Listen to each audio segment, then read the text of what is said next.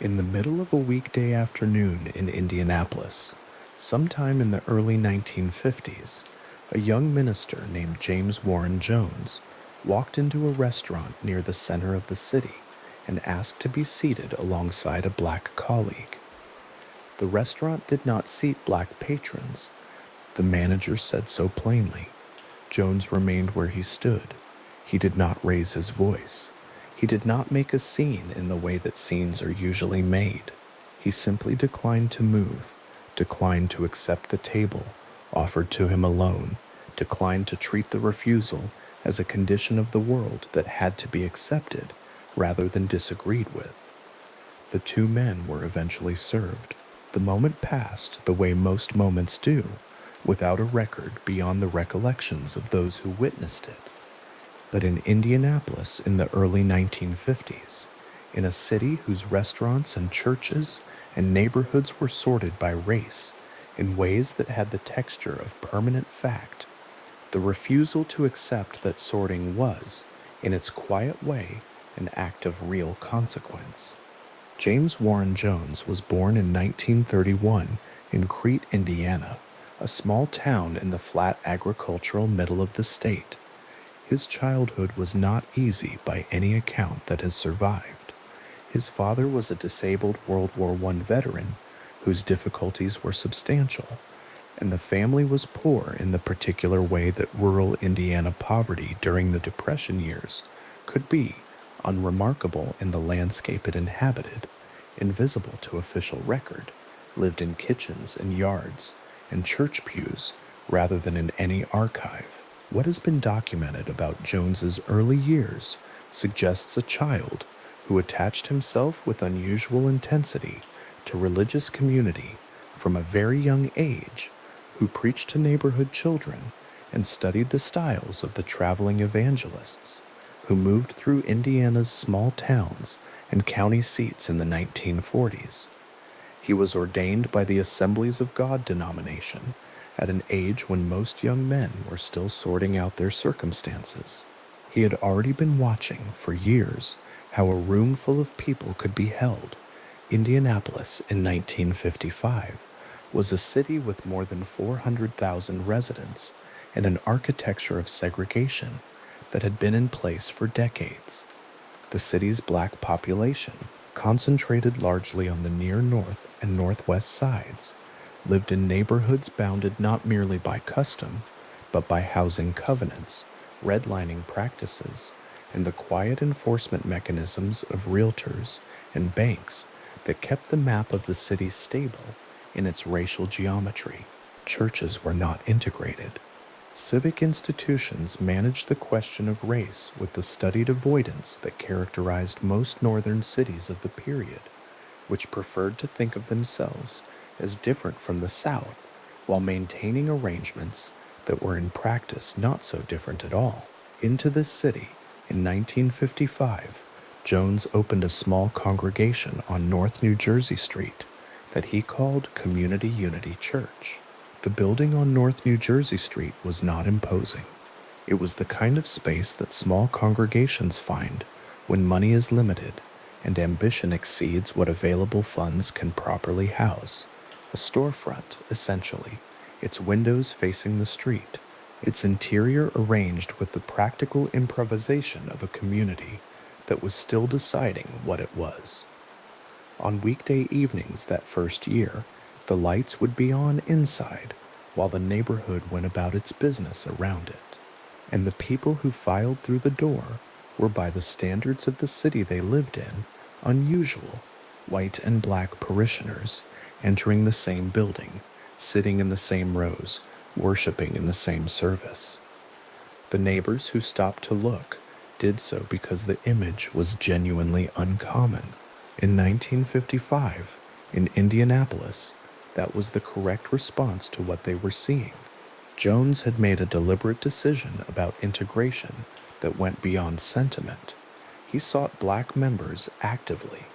He recruited in neighborhoods on the near north side, where municipal social services were thin and church communities were one of the primary institutions people relied on for practical help.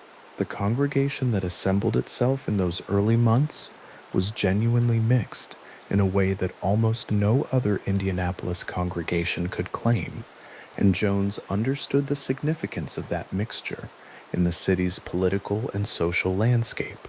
He understood it not as an abstraction about brotherhood, but as a fact about power, about who was watching, who could be impressed or alienated, and how an institution that made itself useful to poor people across racial lines could make itself very difficult to ignore.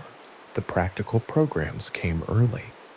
A soup kitchen operated out of the church basement by the mid-1950s, staffed by volunteers in their ordinary clothes on weekday afternoons.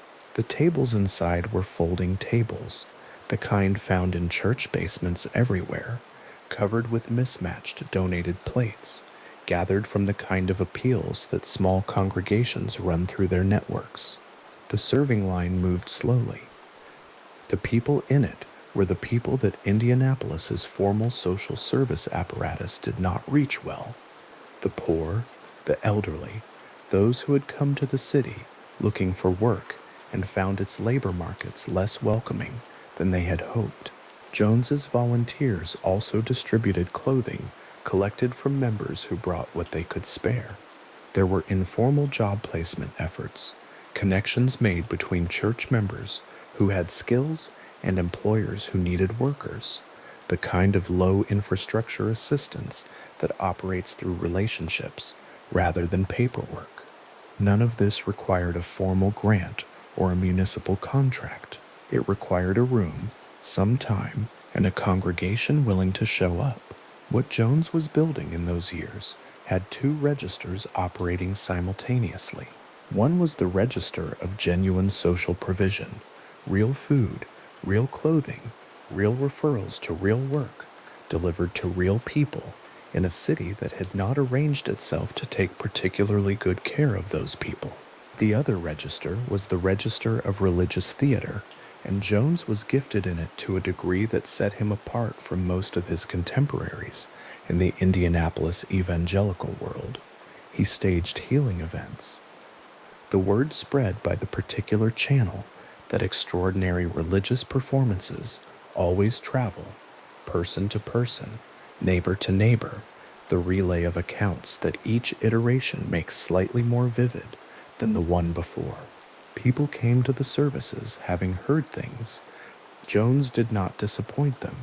The healings Jones performed in Indianapolis drew crowds that a storefront congregation on North New Jersey Street would not otherwise have attracted. Audience members appeared to be cured. People who had arrived in wheelchairs rose and walked. Conditions that family members described as long-standing and resistant to medical treatment seemed, in the charged atmosphere of the service, to resolve the emotional bond that formed between Jones and those who witnessed or experienced these performances was not a small thing. It operated in the space where the desire for the extraordinary meets the ordinary conditions of illness, age, and suffering that most people live inside, and it generated a loyalty that ordinary pastoral relationships did not produce. Members of the early congregation did not simply attend services. They organized their lives around the community. The congregation grew. By the late 1950s, what had been a small integrated storefront church was acquiring the dimensions of a real institution, multiple regular services, a membership roster that ran to pages, programs that required coordination and planning. Jones had also been building outward into the civic life of Indianapolis. He was not content to operate solely within the church's internal economy. He attended political events. He cultivated relationships with Democratic Party officials and with the black community organizations that had developed in Indianapolis's North Side neighborhoods. He was available to be useful, and he was careful about how that usefulness was presented. He understood the difference between being seen as a troublemaker, pressing an agenda, and being seen as a civic resource making everyone's work easier, and he worked the second image with considerable skill. The denomination question mattered for these relationships. Community Unity Church had been loosely affiliated with the Assemblies of God, which gave Jones a credential of sorts, but limited his access to the more mainstream Protestant networks that carried weight in Indianapolis civic life. In the late 1950s, he affiliated the congregation with the Disciples of Christ, a mainline Protestant denomination, considerably more respectable in the landscape of American institutional religion than the Pentecostal tradition he had come from.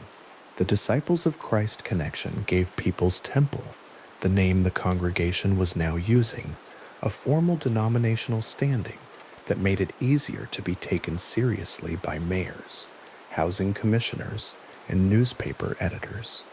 It was one of several adjustments Jones made to the church's public presentation that reflected his sensitivity to the different registers in which different audiences needed to hear the same message. The name People's Temple appeared during these years of consolidation and outward growth. It had a cadence to it that was different from the social service language of Community Unity Church, more aspirational, more resonant, carrying the suggestion of something that belonged to the people who filled it rather than to the institution itself. Jones was attentive to language in ways that showed even in small choices. The name of a church is not an accident in the hands of someone who has studied how audiences respond to different framings. The healing performances continued throughout the late 1950s and into the 1960s. They were not minor entertainment pieces inserted between hymns. They were central events, the moments around which the emotional architecture of a service was built, the demonstrations of power that gave everything else Jones said from the pulpit a different weight. Word of mouth operated at considerable scale in Indianapolis's black community, where the Pentecostal healing tradition was not alien.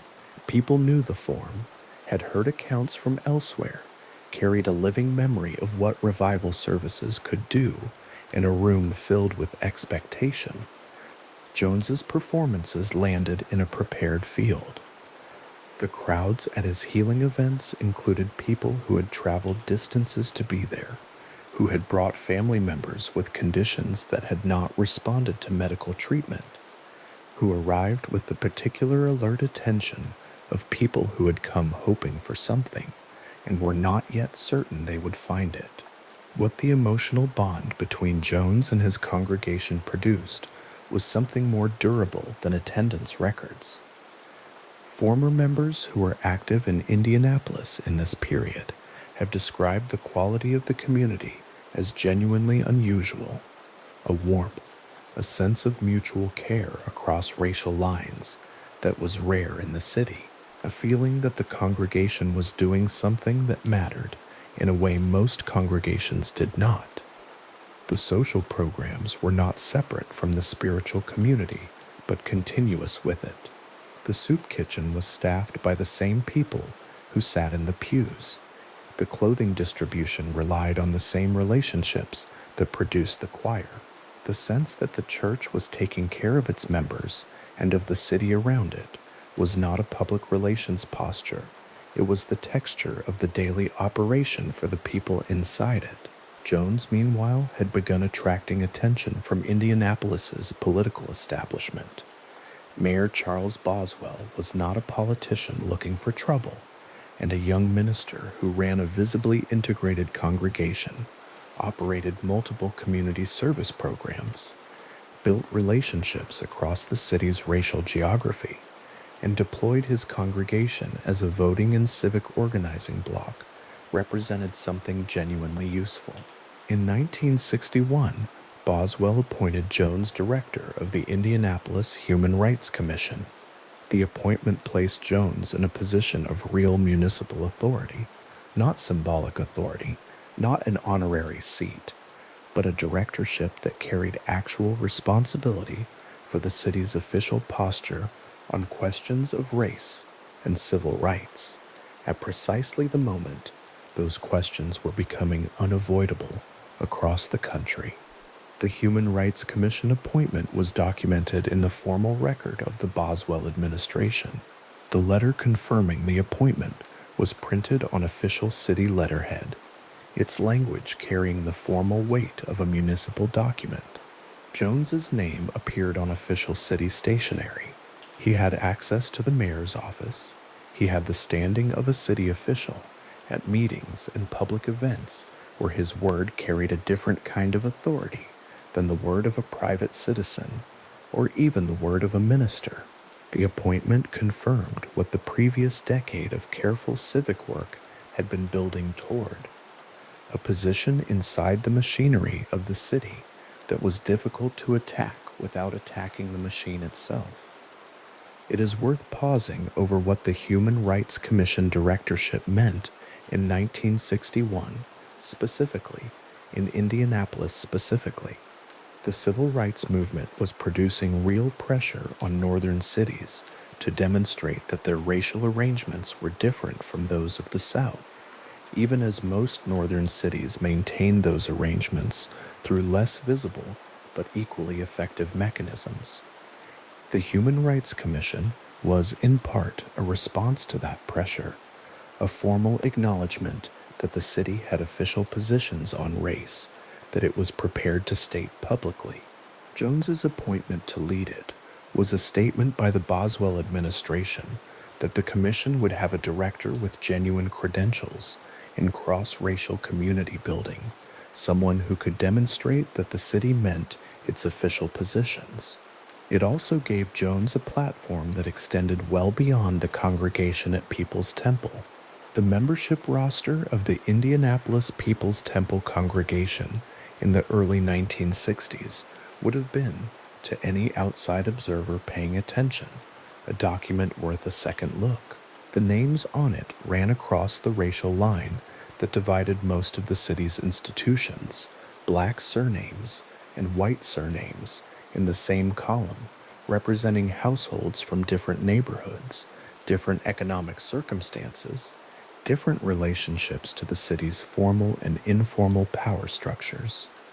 The fact of that integration was itself the most visible of Jones's civic achievements in these years, more visible than the soup kitchen and more politically significant than the clothing drives. In a city that organized its churches, its neighborhoods, and its civic institutions by race, a congregation that refused that organization was making a statement that required no amplification to be understood.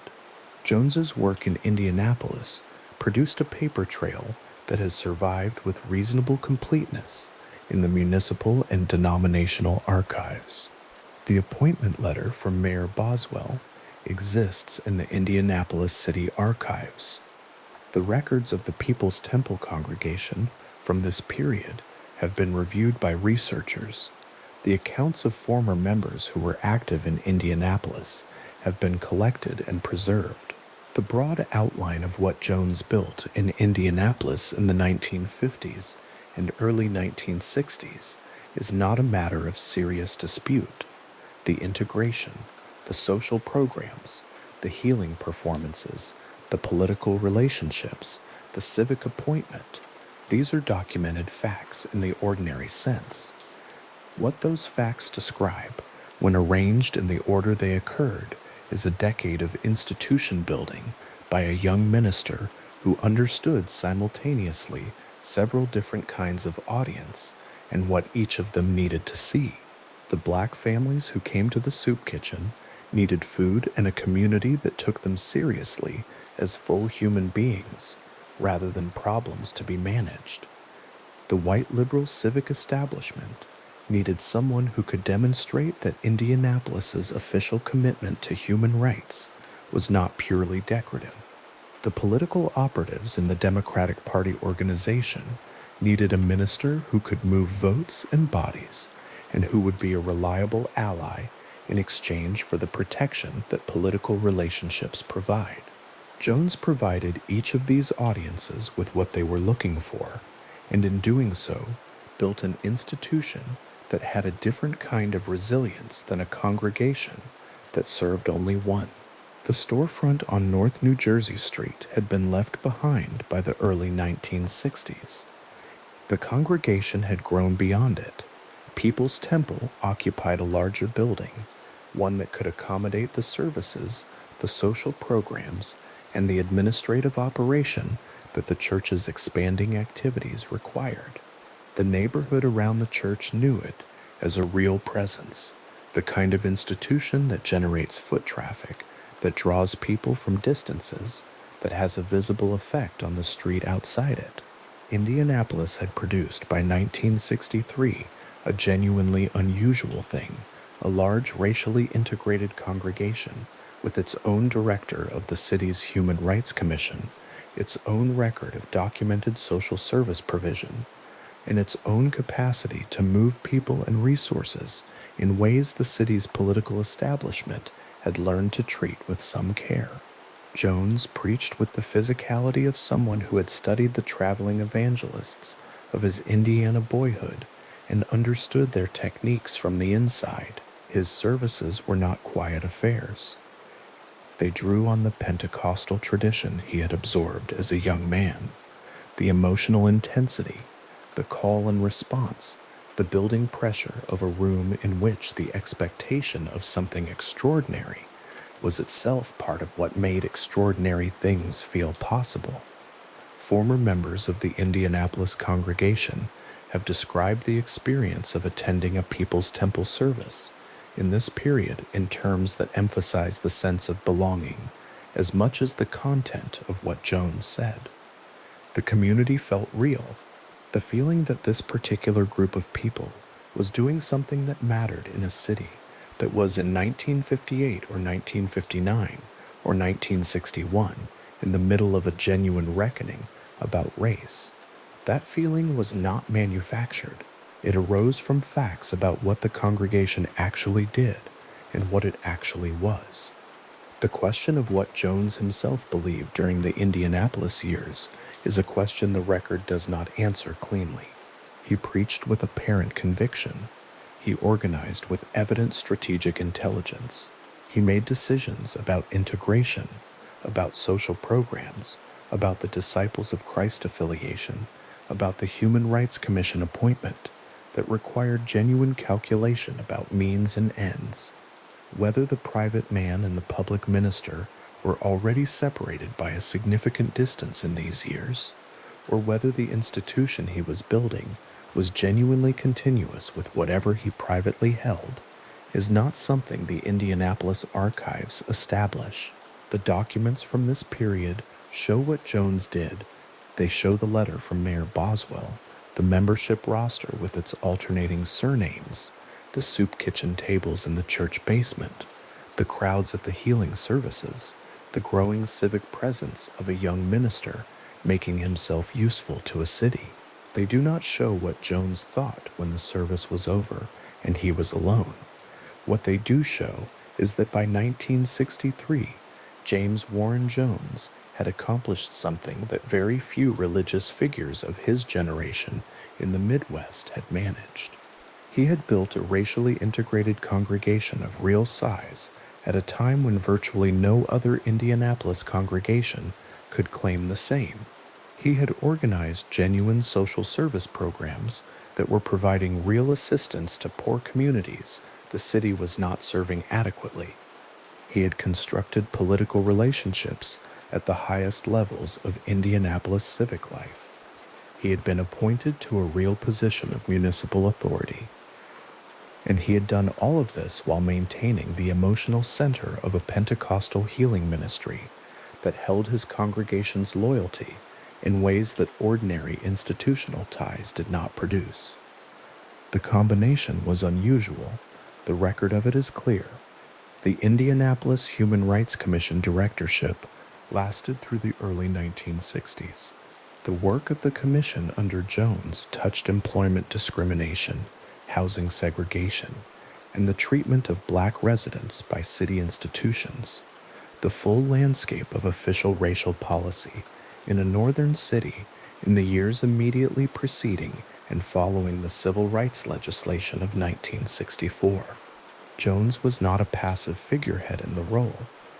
Former colleagues from this period describe him as actively engaged with the Commission's work, present at meetings, involved in the specific decisions about which cases to pursue and which approaches to take. His presence in the role was documented in the Commission's records and in the coverage of Indianapolis newspapers.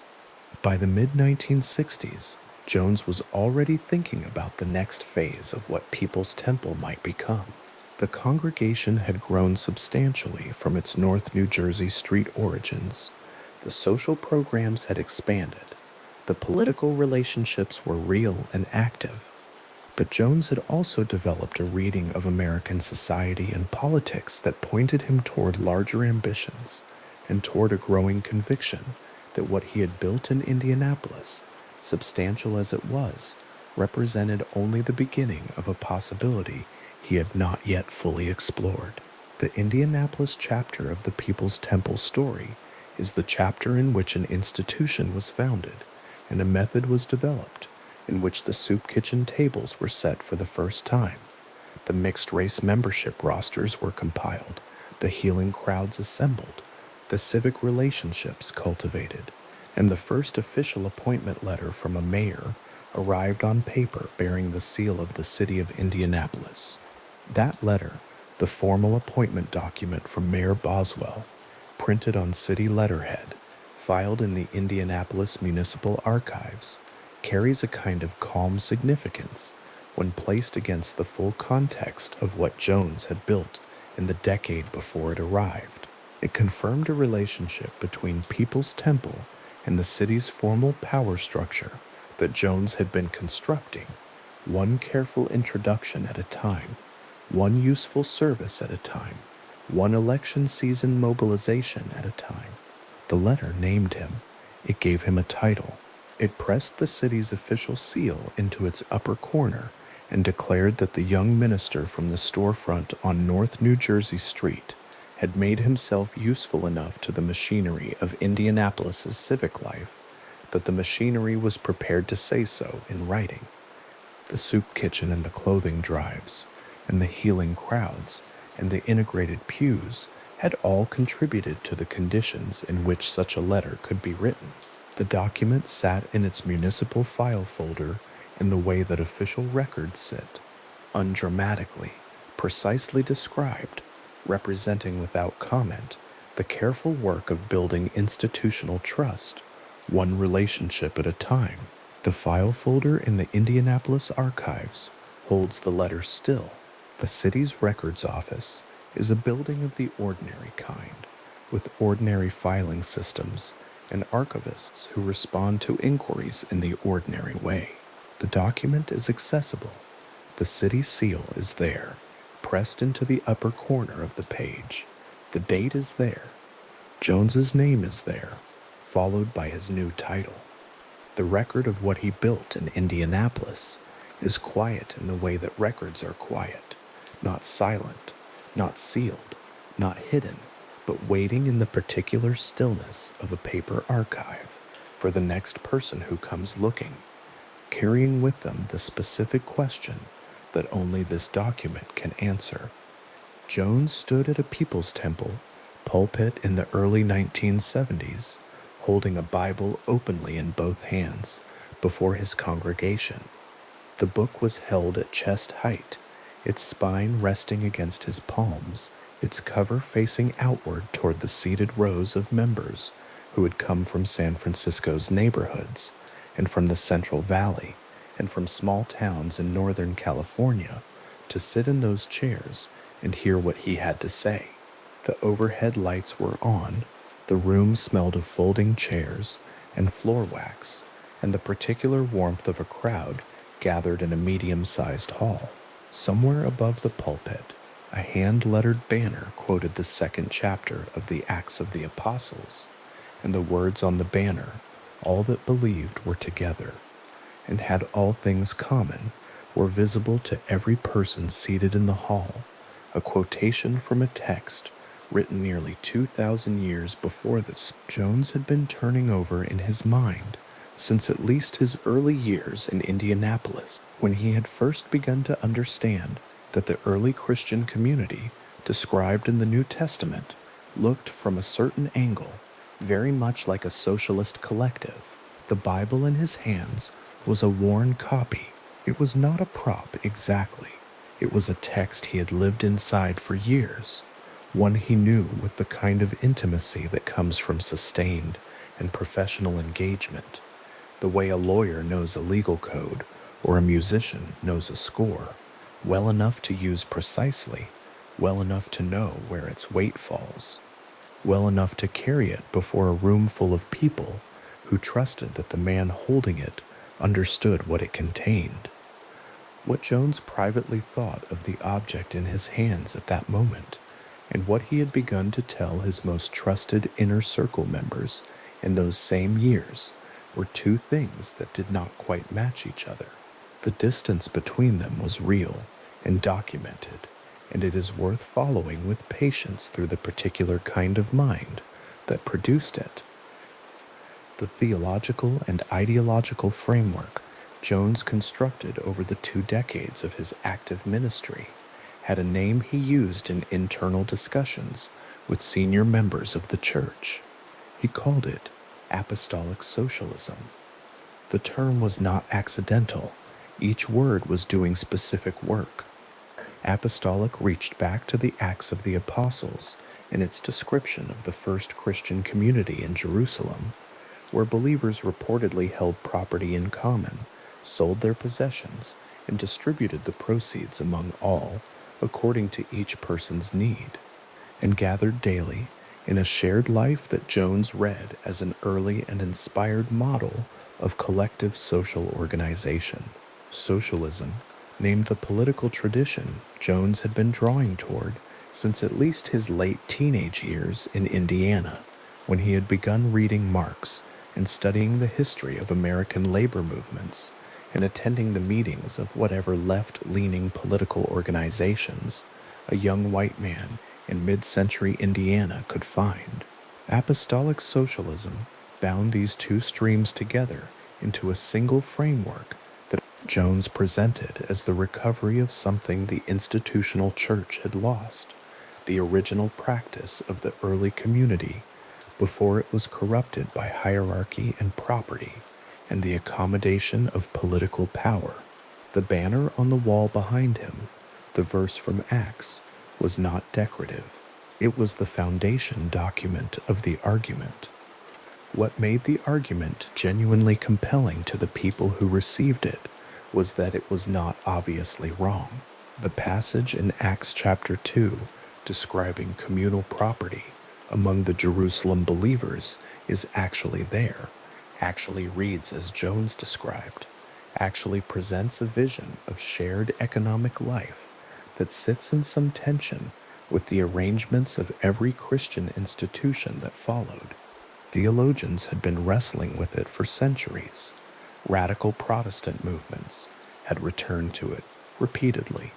The early Quakers, the Shakers, various strands of the Anabaptist tradition, the utopian communities of 19th century America, all had engaged seriously with the same passage, producing communities organized around principles of collective life that were rooted in the same scriptural precedent Jones was citing. When Jones stood at his pulpit and pointed to Acts as the foundation for a vision of shared property and communal living, he was not inventing a new reading. He was entering a long, serious, well-populated tradition of biblical interpretation, one that had produced real communities and real institutions and real bodies of thought over several centuries. The people seated before him, who found this argument moving and true, were not naive. They were responding to something with genuine intellectual roots. The socialist dimension of the framework had its own coherence. Jones had studied the history of left politics in America with genuine seriousness. He had read widely. He was familiar with the arguments about capitalism, inequality, racial oppression, and the structural conditions that produced poverty, arguments that in the 1960s and 1970s were alive in mainstream American political culture in ways they had not been for decades, animated by the civil rights movement, by the anti-war movement, by the organized left of the Bay Area, where Jones was building his largest congregations. When Jones spoke to his members about the relationship between economic exploitation and racial hierarchy, about the way that poverty and race and political power interlocked in American cities, he was drawing on analysis that social scientists and journalists and civil rights leaders were also producing. The church's social programs in Indianapolis and California, its soup kitchens, its drug rehabilitation work, its assistance to the formerly incarcerated, its housing programs for elderly members, were not just organizational tools. They were also demonstrations of the framework's practical content, evidence that apostolic socialism was not only a reading of Scripture, but a set of actual arrangements for collective care that produced tangible results for real people. The members who found the framework persuasive were persuaded in part by what they could see with their own eyes that the community Jones had built did, in practice, take care of its members in ways that the surrounding society often did not. A handwritten sermon outline from a Jones service in this period, the kind of working document that sometimes survives in archives, would have shown something interesting if held up to the light. Its columns would have divided the scriptural references Jones intended to cite publicly from the political talking points he planned to layer beneath them, the two strands running in parallel down the same page, neither canceling the other, each feeding the other's authority. Jones had understood from early in his ministry that the emotional architecture of Pentecostal worship, the testimonies, the music, the call and response, the physical expressiveness, the claim of direct access to divine power and healing, was an extraordinarily effective vehicle for producing the kind of commitment, emotional intensity, and communal bonding that a political organization of the kind he wanted to build would need. He was not the only person to have noticed this. The long history of American evangelical Christianity had demonstrated repeatedly that the Pentecostal model was unusually good at producing intense personal loyalty, communal cohesion, and willingness to sacrifice ordinary individual comforts for a larger shared purpose. Jones used this model with a level of deliberateness and study that went beyond what most religious figures brought to it, precisely because he was also thinking about it as an organizer, not only as a believer. The private contempt Jones developed for the religious framework he was publicly deploying was something he began sharing with trusted inner circle members by the early 1970s.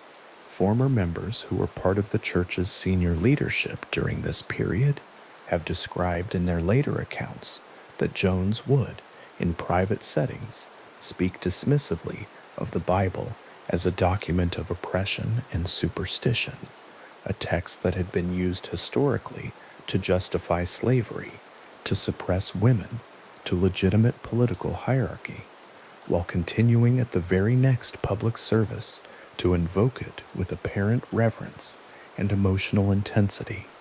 At times, according to these accounts, he would throw a Bible on the floor to make the point for the inner circle members present, the gesture intended to mark the distance between the public performance of the worship service and the private reality he was describing.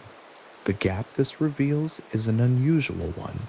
It is not the gap of ordinary pastoral hypocrisy, the minister who preaches temperance and drinks privately.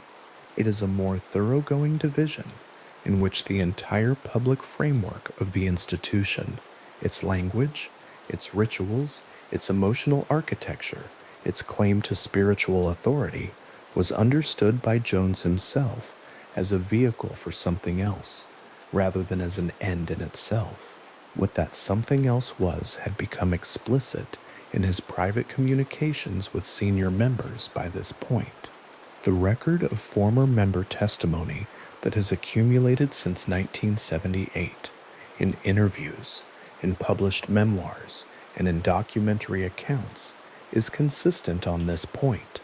By the early 1970s, Jones was telling the people closest to him that he had used religion as a vehicle to advance revolutionary politics, that the church was the form through which the organizing had to happen in a country where religious institutions commanded a kind of loyalty and protection that secular political organizations did not, and that the real content of what People's Temple was doing was political rather than spiritual. He presented this not as a confession of fraud, but as a clarification of sophistication. The argument being that in the context of American political culture, with its deep religious history and its suspicion of organized left politics, the church was the only container large enough and culturally legitimate enough to hold the kind of movement he was trying to build. The people he was sharing this with were the people he trusted most, the people who had already demonstrated their commitment to the political vision, and the disclosure was framed as an acknowledgement that they were ready to understand what the institution was really for. The figure Jones had studied most carefully as a model for this kind of institution was Father Divine, the charismatic religious leader who had built the International Peace Mission movement into a remarkable organizational presence in American cities from the 1920s through the 1950s. Father Divine's real name and precise origins have never been definitively established. He refused throughout his ministry to provide biographical information, presenting himself as divine rather than human, but the institution he built was concrete, documented, and studied by anyone who wanted to understand how religious communalism could be organized at scale. Jones had visited Father Divine's Philadelphia headquarters as a young man, traveling there specifically to observe the operation and to understand how it worked. What he found was an institution with practical dimensions that went well beyond what most churches attempted.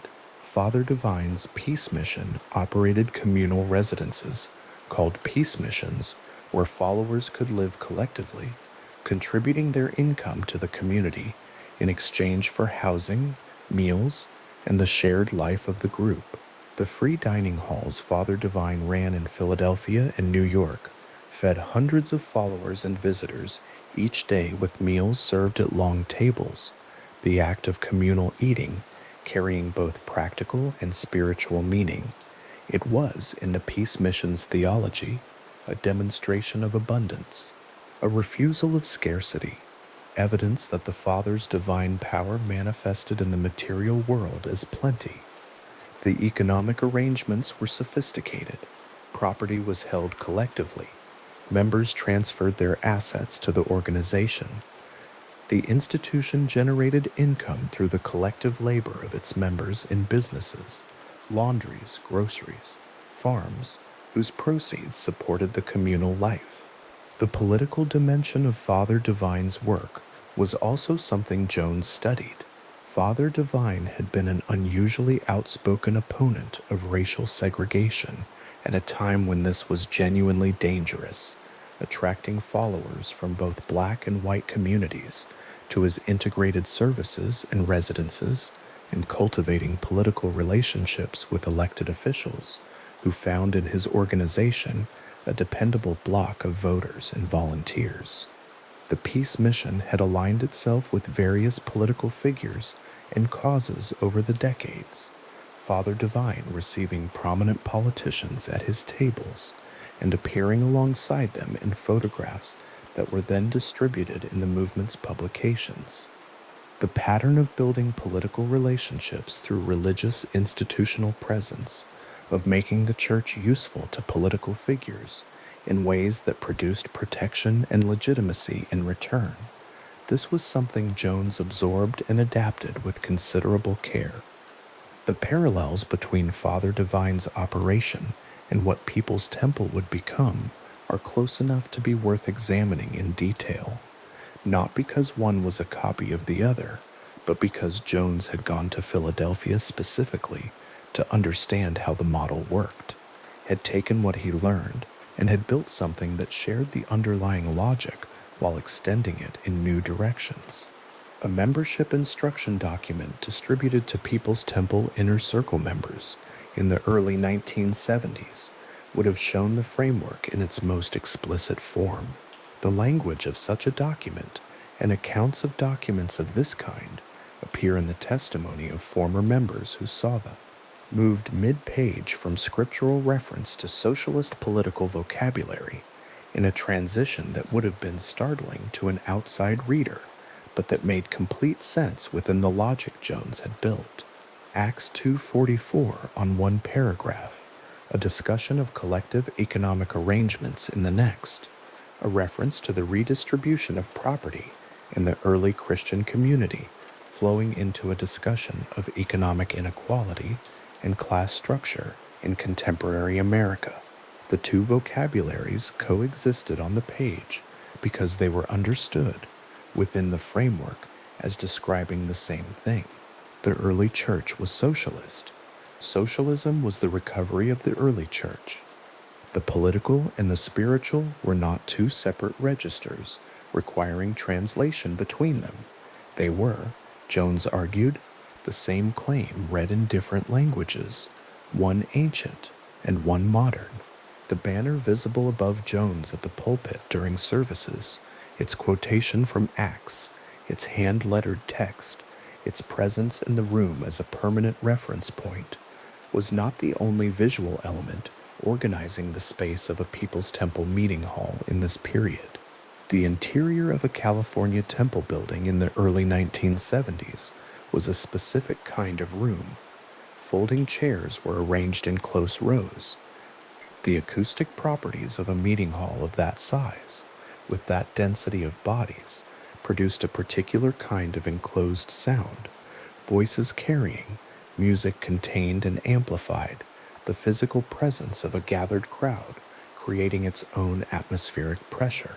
In this kind of room, over the course of a service that might last several hours, the combination of Jones's considerable skills as a preacher, the emotional charge of the Pentecostal forms he was using, the communal singing and testimony and call and response, and the content of the apostolic socialist framework he was delivering could produce a powerful and genuinely moving experience. Former members who have spoken about their time in People's Temple frequently describe the quality of this experience, the sense of being part of something serious and purposeful, of having found a community that took both spiritual and political life with equal seriousness, of belonging to an institution that was actually doing something about the conditions it was analyzing. This experience was not manufactured from nothing. It drew on real skills, real ideas, real community, real institutional activity. The emotional weight it carried for members was commensurate with the genuine content it contained.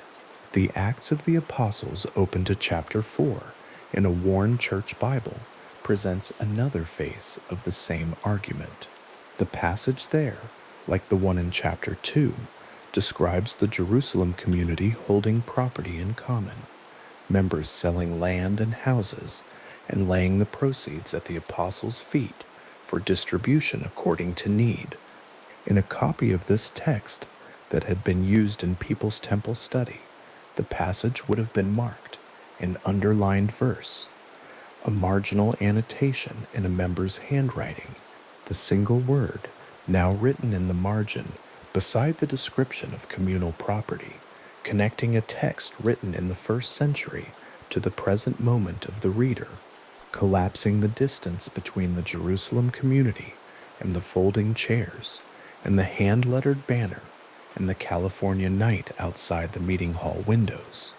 This kind of annotation is what the framework produced in its most committed members, a sense that the historical precedent and the present practice were continuous, that the early church and People's Temple were engaged in the same project across a distance of 20 centuries, that the word written in the margin was not a historical observation, but an instruction. Jones's claim to be the reincarnation of significant historical figures was something he introduced gradually into the framework during this period. By the time he was speaking openly to his congregation in the California years, he had presented himself at various moments as the reincarnated spirit of Jesus, of the Buddha, and of Lenin, among others. The claim had a particular logic within the apostolic socialist framework.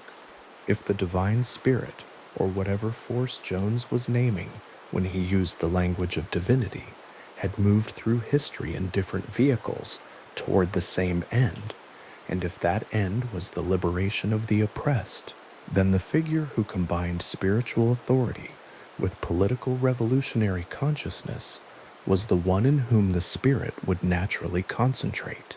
Lenin had accomplished something historically significant, but lacked the spiritual dimension. Jesus had the spiritual authority, but had been separated by institutional Christianity from the political content of his actual teaching.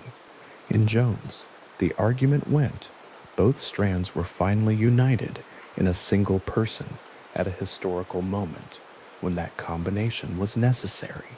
He encouraged members to address him as Father, a title that Father Divine had also used, another direct borrowing from the model he had studied, a form of address that collapsed the distinction between parental authority, spiritual authority, and political leadership into a single relationship. The claim of reincarnation was also practical in a specific sense. If Jones was the vessel of the divine spirit that had previously moved through Jesus and Lenin, then skepticism about his authority became a kind of theological error, a failure to recognize the spirit in the form it had chosen for the present historical moment. The claim insulated him from a certain kind of challenge. It also provided a framework within which his departures from Orthodox Christian teaching, his dismissal of the Bible, his explicitly socialist politics, his organizational demands on members' time and resources and personal lives, could be presented not as heterodoxy, but as the most authentic possible expression of what the original teaching had actually been before institutional Christianity corrupted it. The true content of Jesus' ministry, Jones argued, was apostolic socialism. The institutional church had suppressed this content. Jones was recovering it. The logic was closed in a way that made external criticism difficult to introduce. The pattern of combining a powerful emotional community with an explicit ideological framework, of using the forms of religious life to advance political purposes, of building institutional loyalty through practical care and communal belonging. None of these elements was unique to Jones. The history of religious social movements in America is full of organizations that used similar combinations, producing communities that ranged from the genuinely transformative to the genuinely harmful, with many occupying complicated territory in between. What distinguished Jones's application of this pattern was the specificity and sophistication of his study of the models available to him. He had not arrived at the apostolic socialist framework through spontaneous inspiration. He had read, observed, visited, and adapted, going to Father Divine's Philadelphia dining hall as a young man, reading the history of the peace missions, studying the organizational arrangements of communal religious groups, tracking the political strategies of religious leaders who had built durable alliances with elected officials. The framework he constructed was the product of sustained and deliberate research into how this kind of institution could be built and sustained. The visiting had become a curriculum. The observation had become an architecture. The communal dining halls Father Divine operated in Philadelphia and New York were more than demonstrations of abundance.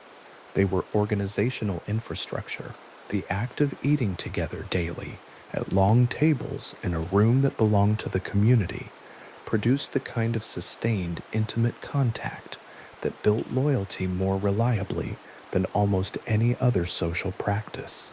People who shared meals regularly across years developed a kind of attachment that was qualitatively different from the attachment produced by weekly services or political meetings. The meals also demonstrated the economic model. The community produced the food, prepared the food, served the food, and provided it without charge to everyone present, embodying in a concrete daily practice the principle of distribution according to need. When Jones studied this model, he was looking at something that had been operating for decades and had produced measurable results, a movement with thousands of committed followers, multiple properties, substantial economic activity, and durable political relationships. The long tables set for the daily communal meal were evidence that the model worked, and Jones brought that evidence back with him to Indiana and eventually to California and built it into the structure of what People's Temple was trying to become. The interior logic of the framework Jones built was, taken on its own terms, a coherent and in many ways serious attempt to think through the relationship between spiritual and political life, between the history of Christianity and the demands of the present, between communal belonging and individual identity, between the precedent of the early church and the conditions of late 20th century American cities. Will and Truce and Persuasive were often people with genuine intellectual and political seriousness, people who had been asking the same questions about justice and community and the failures of American institutions, and were glad to find an organization that appeared to take those questions seriously rather than deflecting them. The framework could hold a serious mind for a substantial time. It offered vocabulary, community, practice, and purpose in a single package. What it also contained, in the private admissions to inner circle members, in the growing distance between the public performance and the private contempt, Cleed Potes Old, in the organizational structures beginning to take shape around the framework, were elements that were not yet visible from the outside, and that the framework itself made difficult to see clearly from the inside. What Jones had done with the apostolic socialist framework was to build a container capacious enough to hold many different kinds of commitment at once. The member who came primarily for the community programs found the ideology a reasonable basis for what the programs were doing. The member drawn primarily by the spiritual dimension found the socialist politics a natural extension of Christian ethics. The member who came for explicitly political reasons found the religious framework a tolerable vehicle for the organizing work. The framework served all of them simultaneously because it was genuinely hybrid, not a disguise for something else, but a real synthesis that drew on real sources and produced real community and real care. That it was also the private conveyance for Jones's own very different understanding of what the institution was ultimately for was a complexity the framework could, for a considerable time, contain without apparent strain. The worn Bible Jones held at the pulpit during his services was not simply a prop, it was an instrument. Its use was deliberate, its authority borrowed and deployed with precision, its contents engaged selectively and purposefully toward ends that Jones understood more clearly than most of the people watching him hold it. But it was also, genuinely, a text he had lived inside, a text he knew in the way you know something you have argued with across decades. The knowledge was real, the engagement was real, the complexity was real, and the room in which he stood, holding it at chest height, with the cover facing the congregation, the closed rows of chairs, the warm air, the banner on the wall, the faces turned toward the front, was a room he had built over years of study and observation and deliberate construction by following a model he had understood from the outside and then made his own. The long tables in Father Divine's Philadelphia dining hall, set each day for the communal meal that was both spiritual practice and organizational demonstration, carrying the weight of a theology that expressed itself as abundance and care, had been observed once by a young man still deciding what to build. They were set with ordinary dishes. They were populated by ordinary people who had found in this particular institution something they had not found elsewhere. The meal was served and cleared, and the tables were set again. Outside, on Broad Street, the city went about its life. Inside, the communal arrangements that Jones had traveled to study continued their daily work of making a claim about how people could live together, embodied not in a text or a sermon, but in plates and food, and the particular sound of a shared room in the middle of the day. Whatever he brought back from those tables, he carried for years before building anything with it. And what he eventually built drew on that original observation in ways that were visible, if anyone was looking closely, in the architecture of every meeting hall where his followers gathered, in the logic of the community, in the structure of the care, in the aspiration, printed on a banner above the pulpit, that all might be together and have all things common. On a highway in Northern California, in the late summer of 1965, a convoy of cars and packed trucks moved through the flat agricultural landscape of Mendocino County toward the small city of Ukiah. The vehicles carried luggage, furniture, and children. They carried Bibles and folding tables, and the particular portable goods of people who had decided, collectively, that a new place was necessary. There were approximately 100 of them, drawn from the Indianapolis congregation Jones had been building for a decade, and when they pulled off the highway into Ukiah, they arrived as a community rather than as individual travelers, as people who had already made their arrangements, said their goodbyes, and oriented themselves toward a common destination. The landscape was not what Indianapolis looked like.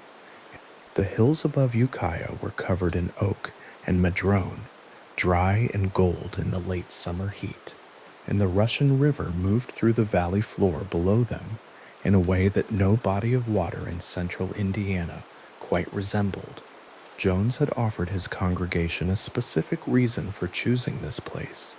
An article in Esquire magazine had identified Ukiah as one of the safest locations in the United States in the event of a nuclear attack, a determination that relied on its inland position, its distance from military targets, and the particular topography of the surrounding hills. The article's calculations were not widely contested.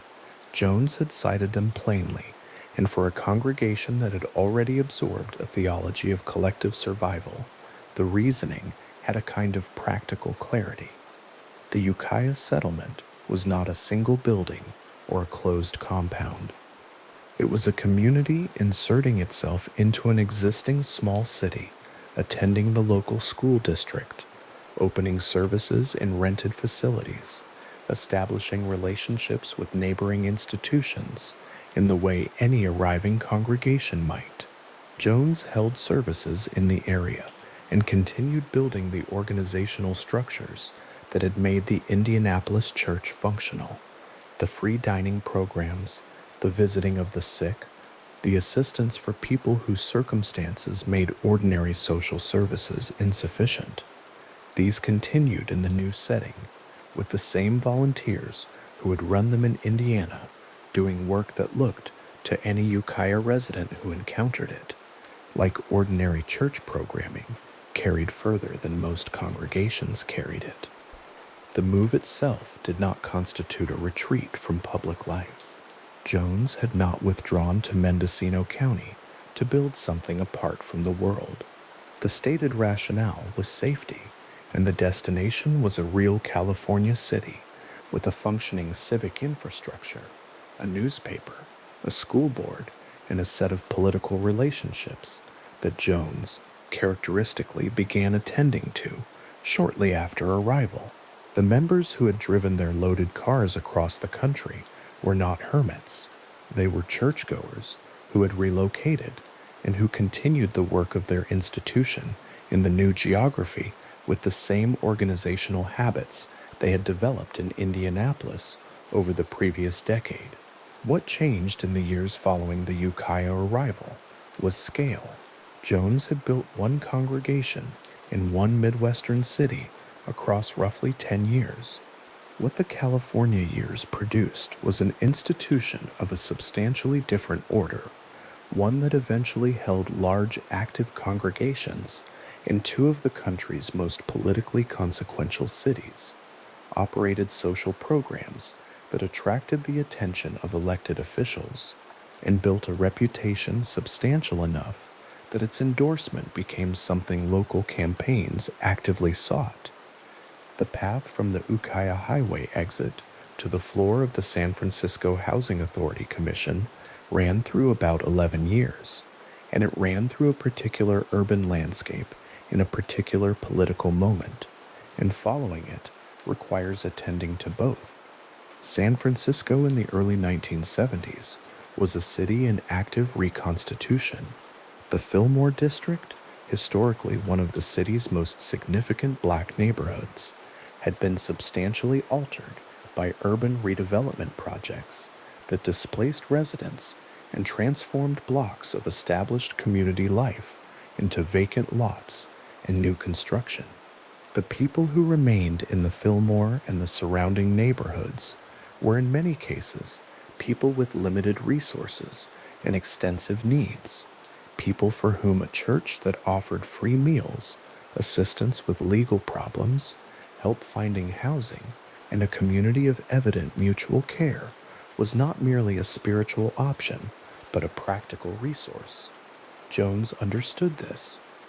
His outreach workers moved through the Fillmore in the early 1970s, carrying printed materials about the church's services, knocking on apartment doors, sitting with elderly residents in the kinds of conversations that established trust before any formal invitation was extended. The building Jones acquired on Geary Boulevard in 1971 had a history of its own before People's Temple occupied it. It had previously served as a Scottish Rite temple, a substantial institutional building with a large auditorium, a stone facade visible from the street, and the kind of physical scale that signaled permanence rather than improvisation. When Jones changed the marquee outside and opened the space as People's Temple's San Francisco home, he was claiming not just a building, but a particular kind of architectural authority, the weight of an established structure in a city neighborhood, something that did not look temporary and did not feel like a storefront operation. The Geary Boulevard building became the organizational heart of the church's California work, the address to which correspondence arrived, and from which People's Forum, the church's own newspaper, was distributed on Sunday mornings. People's Forum was a publication of genuine ambition. Its front pages carried photographs of the church's social programs, alongside statements from elected officials, Mayor Moscone, Assemblyman Willie Brown, presented not as endorsements the church had solicited, but as the natural acknowledgement of visible community contribution. Stacks of the newspaper sat on tables inside the Geary Boulevard building after services, their headlines naming candidates the church supported and programs it operated, and members carried copies out into the neighborhood, the way members of any civic organization distribute their own literature. The paper was a record of the institution's public self-presentation, what it chose to show the city, what it wanted the city to see. The social programs the paper described were real.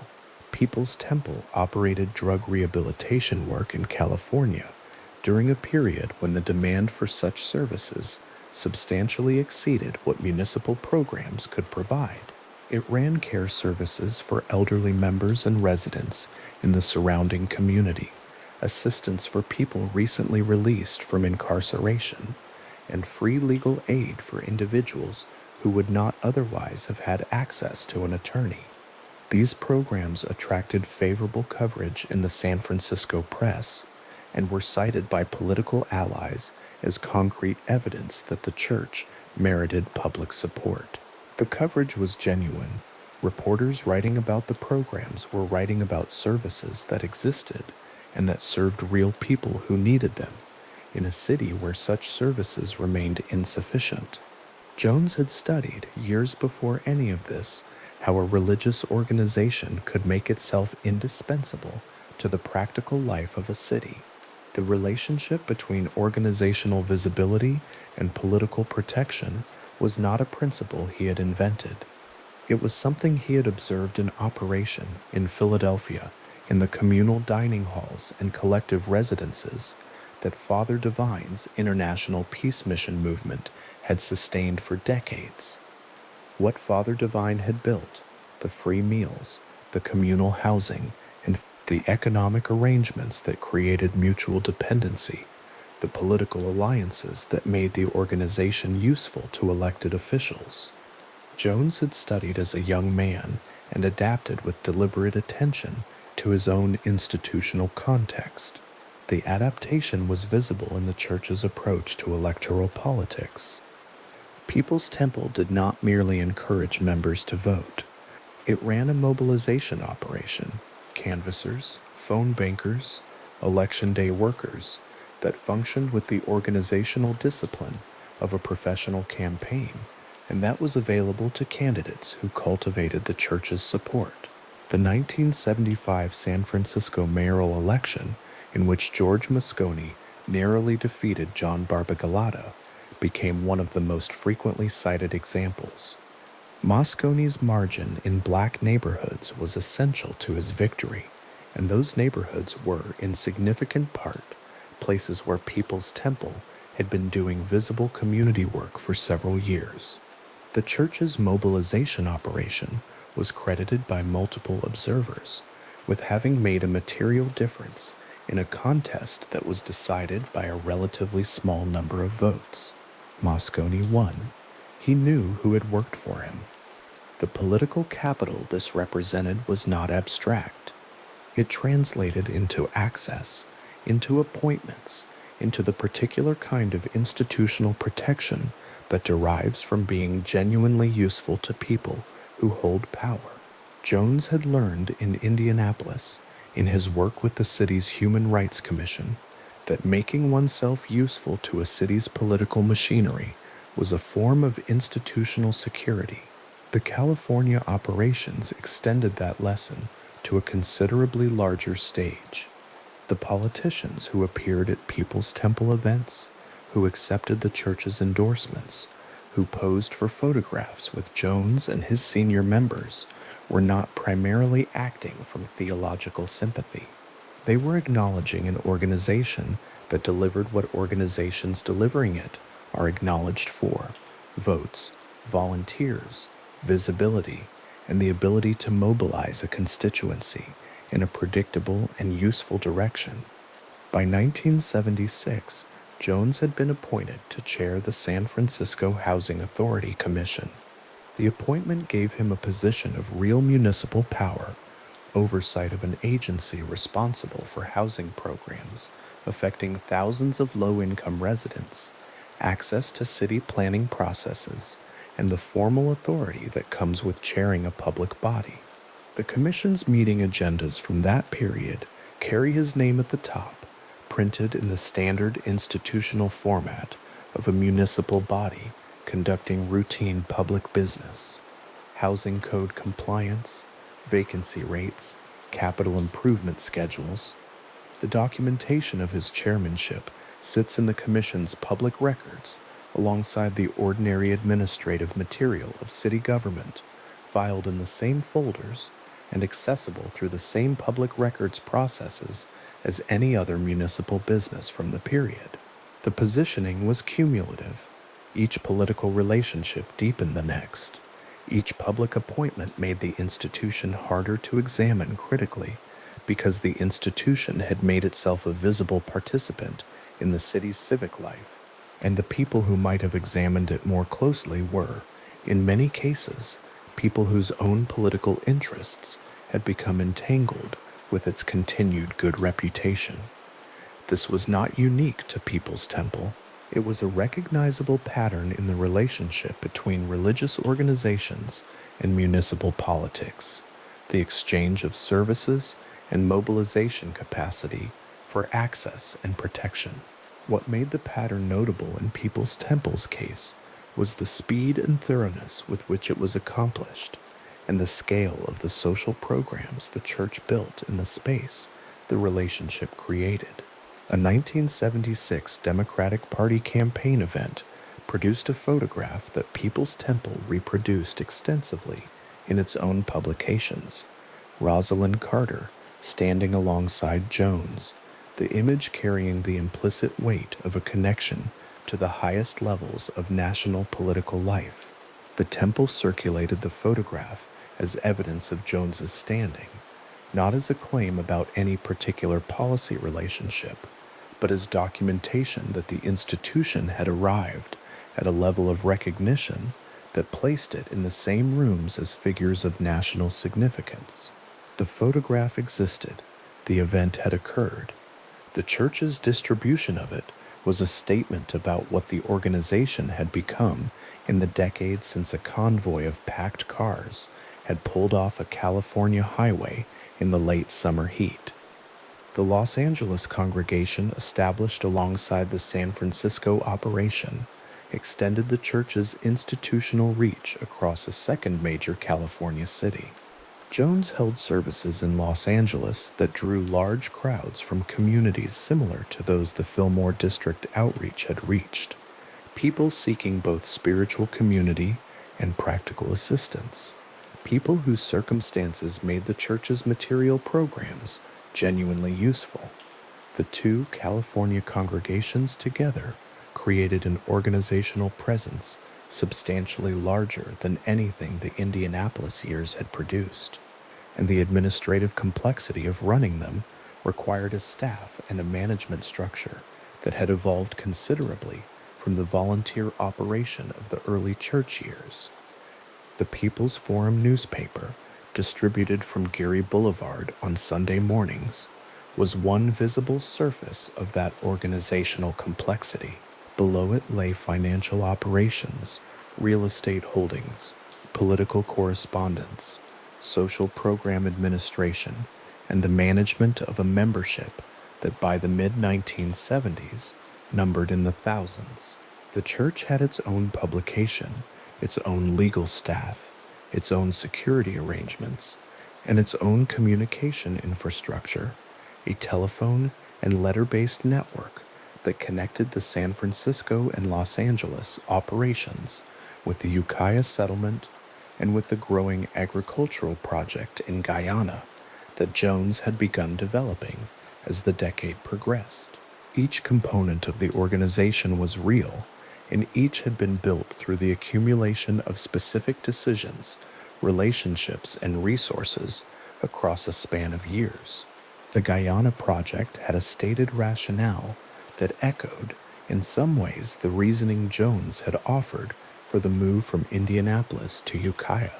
A remote agricultural settlement, far from the political pressures of American urban life, offered the possibility of a community organized according to principles the church could implement fully rather than partially, a place where the collective economy and the communal living that Jones described in his apostolic socialism framework could exist as practice rather than aspiration. The settlement was called Jonestown, after Jones himself, and it sat in the interior jungle of Guyana, on land the church had leased from the Guyanese government. By the mid-1970s, members were traveling there to build it, clearing jungle, planting crops, constructing the buildings that would house a community still being defined. From the air, in photographs taken before the settlement had grown to its full size, Jonestown appeared as a cleared area in dense jungle, rooftops visible through the surrounding canopy, paths connecting buildings, the orderly geometry of a planned community. The photographs showed what the settlement was presented to the world as being a self-sufficient agricultural community where People's Temple members lived and worked collectively, growing food, managing a medical clinic, operating a school for the children who lived there. The Guyanese government had formally received Jones and approved the lease. Diplomatic correspondence acknowledged the settlement's existence as a recognized presence in the country. The paperwork of Jonestown's official establishment was filed in the appropriate places, in Guyanese government records, in State Department correspondence, in the church's own administrative files. The organizational achievement the California years represented was visible from multiple angles simultaneously. From the outside, from the perspective of the San Francisco politicians who appeared at temple events, the journalists who wrote favorable pieces about the social programs, the community members who used the free services the church provided. People's Temple looked like a large, capable, politically connected religious organization doing demonstrable good in communities with genuine needs. The Geary Boulevard building was a real address. The commission chairmanship was a real appointment. The votes the church delivered in the 1975 mayoral race were real votes that had made a real difference. The drug rehabilitation programs and the elder care services and the legal aid were real services provided to real people. The internal life of the organization was something that the social program recipients and the political allies did not, for the most part, see. What they saw was the surface of an institution that had made itself genuinely useful, and that had done so with sufficient consistency and sufficient scale to earn the standing it occupied in San Francisco's civic life by the mid-1970s. The church had assembled that standing paper by paper and relationship by relationship, beginning with a convoy of cars pulling off a California highway and a decision to open a service office in the Fillmore district, and ending, by the middle of the decade, in a position of municipal authority substantial enough that its chairman's name appeared routinely in public commission documents. The work of building that presence had required what institutional presence always requires: time, consistent organizational activity, and the specific kind of attention to the practical needs of the people and institutions being cultivated that Jones had been studying since he first observed Father Divine's Philadelphia dining halls as a young man. Father Divine had understood that feeding people was not merely charity, it was a demonstration of organizational capacity, a way of making the institution visible and necessary, a foundation on which political relationships could rest. Jones had absorbed that understanding and applied it in a different city, in a different decade, with a membership drawn from both the black communities Father Divine had primarily served, and from white working class and progressive constituencies that the Bay Area's political culture made available. The People's Forum stack on the Sunday morning table inside the Geary Boulevard building represented the accumulation of all of it.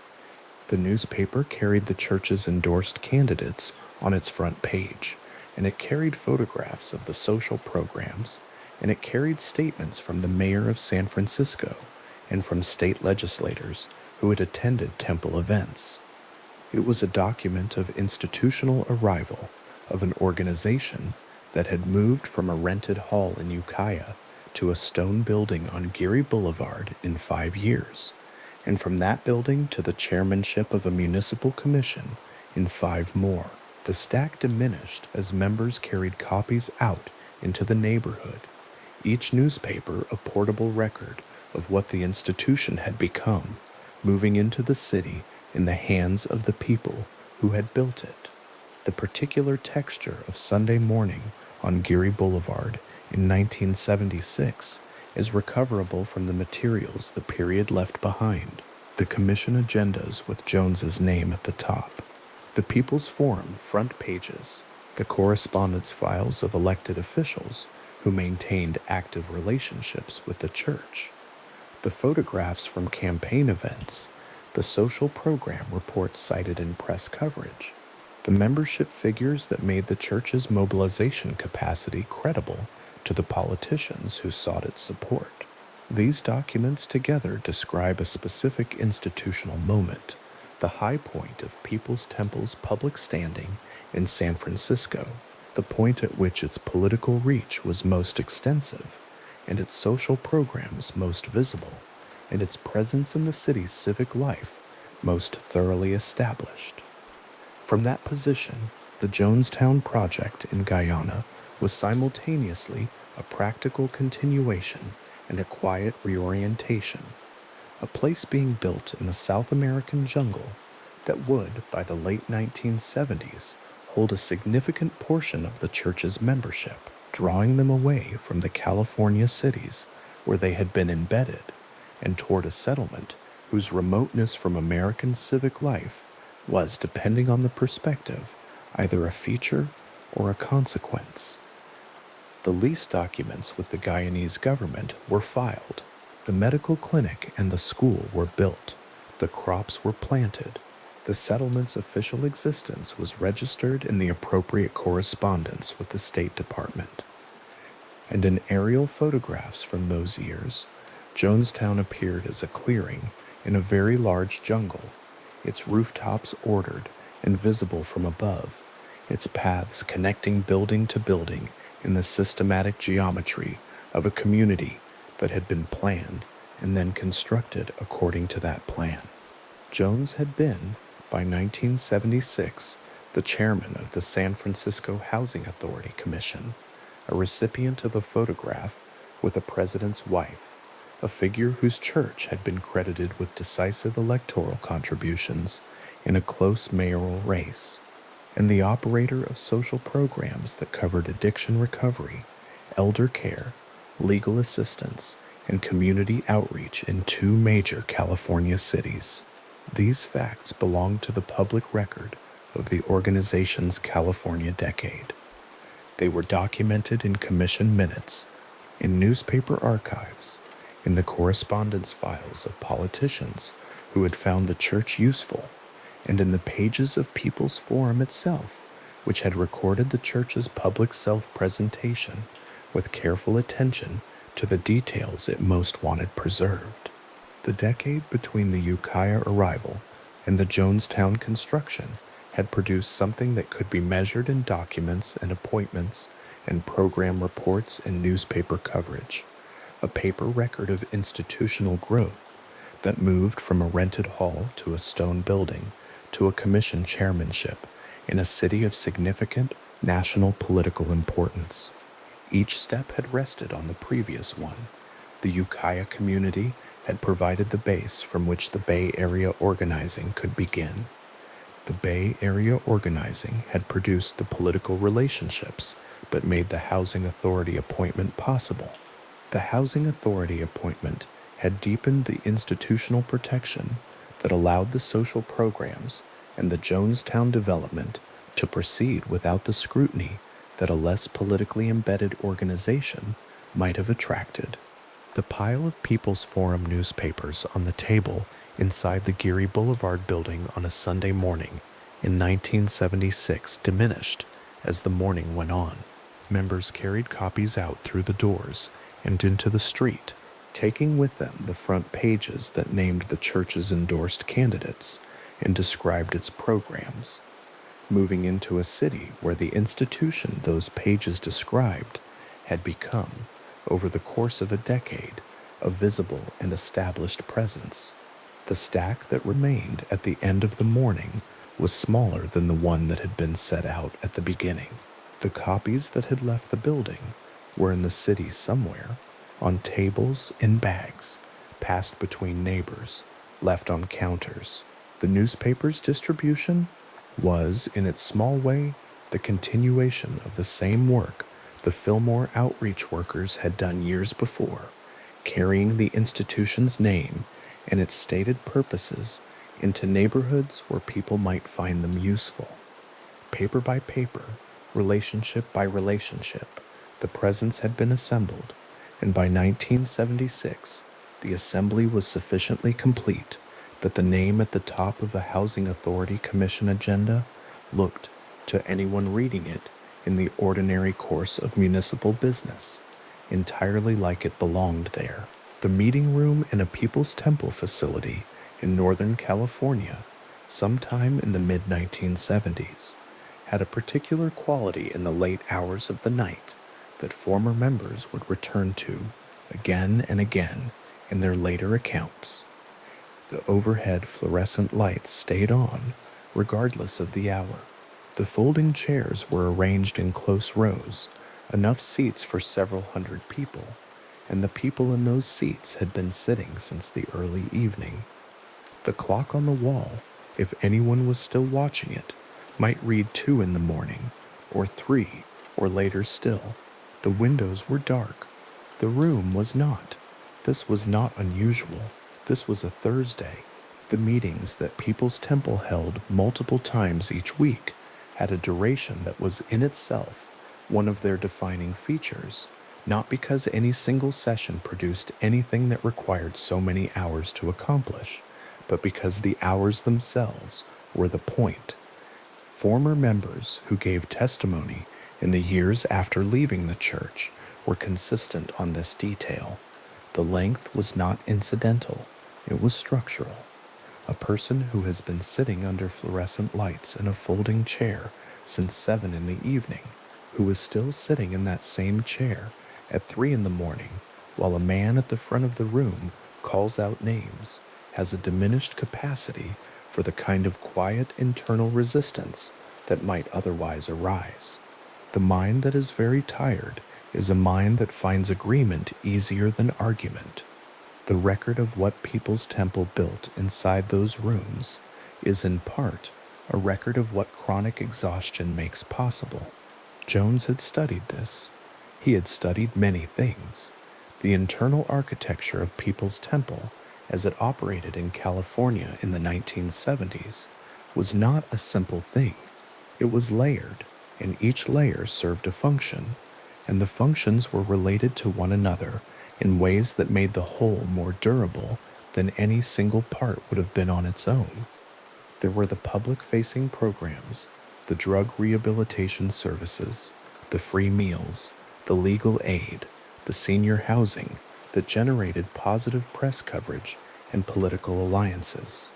There was the theological and ideological framework Jones preached from the pulpit, the fused vocabulary of Pentecostal faith and socialist politics that gave members a sense of participating in something historically significant. And then there was the internal machinery, the part that did not appear in newspaper coverage and was not discussed at campaign fundraisers, the part that operated quietly on the people who had already committed themselves to the life of the church. This section concerns that machinery. The sessions Jones held inside the meeting hall that were referred to internally as catharsis meetings and sometimes as confrontation sessions were a regular feature of People's Temple life in California. They were not punishment in the conventional sense. They were framed, consistently and explicitly, as something beneficial. The language Jones and his senior staff used around these sessions drew on the therapeutic vocabulary of the era, the same vocabulary that had made group confession and emotional confrontation familiar elements of encounter groups and psychological self-help movements in 1960s and 1970s California. Honesty was the stated value. Accountability was the stated goal. The idea that a community of people should hold its members to account, should surface hidden failings and bring them into the light of collective examination, was not invented by People's Temple and did not strike new members as inherently sinister. It was the form the idea took inside those rooms and what it became over time that former members described with such consistent detail.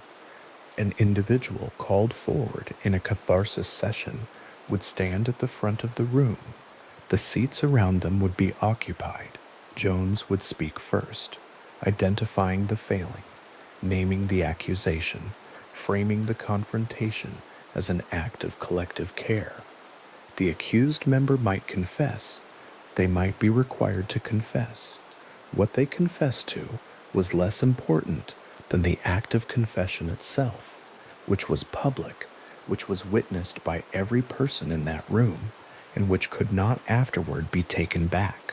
The record that Deborah Layton left in her testimony, along with accounts from Jean Mills and other former members, describes sessions in which the accusations were not always based on anything the accused had actually done, in which the charge might be doubt, or insufficient commitment, or a private conversation someone had reported. The accused stood in the light while the room watched. That was the structure of it. That was what it accomplished. The physical punishment component of People's Temple discipline was documented in the accounts of multiple former members and confirmed in testimony gathered after 1978. Jones institutionalized the public beating of members in a form that the accounts describe with particular consistency. An individual accused of an infraction was called to the front of the meeting hall and was beaten with a wooden paddle before the assembled congregation. The paddle, as former members described it, was a flat board roughly the length of a forearm. It was kept in a specific location in the meeting hall, not hidden, but present, available, its location known. When Jones called a member forward for what his internal vocabulary referred to as public correction, the paddle was brought out.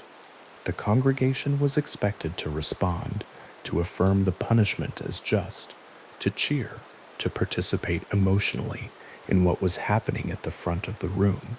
The accounts of Deborah Layton and Jean Mills are specific on this point. The congregation's participation was required. Silence was not acceptable.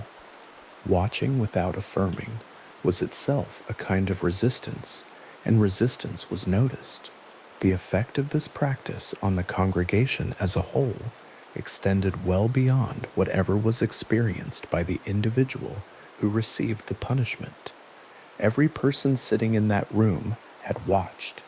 Every person sitting in that room had affirmed, or had been required to appear to affirm. The act of witnessing and affirming a punishment creates a form of complicity that is not easily undone, a psychological tie to the institution that makes a clean departure more difficult than it might otherwise be. The person who has cheered a punishment, even under pressure, even without genuine feeling, carries something from that room that functions as a constraint. Former members described the residue of these sessions in exactly these terms: the difficulty of imagining oneself as entirely separate from what one had participated in, even involuntarily. The signed blank papers Jones required of his members were a different kind of instrument. The practice, as documented in former member testimony, was this: Jones directed members to sign their names at the bottom of blank sheets of paper, which were then collected and retained by Jones's staff. In some cases, members were required to write confessional letters, documents in which they described, in their own handwriting, claimed crimes, sexual transgressions, or subversive thoughts and intentions. Whether these confessions described real events or invented ones was, in a sense, beside the point. The point was the document itself, a piece of paper bearing a member's signature, and in the space above that signature, the potential for whatever accusation Jones's staff might subsequently wish to attach to it. The signed blank pages were insurance. They were leverage. They were the paperwork of a system that needed its members to understand. At some level, they might not be able to fully articulate that departure had costs.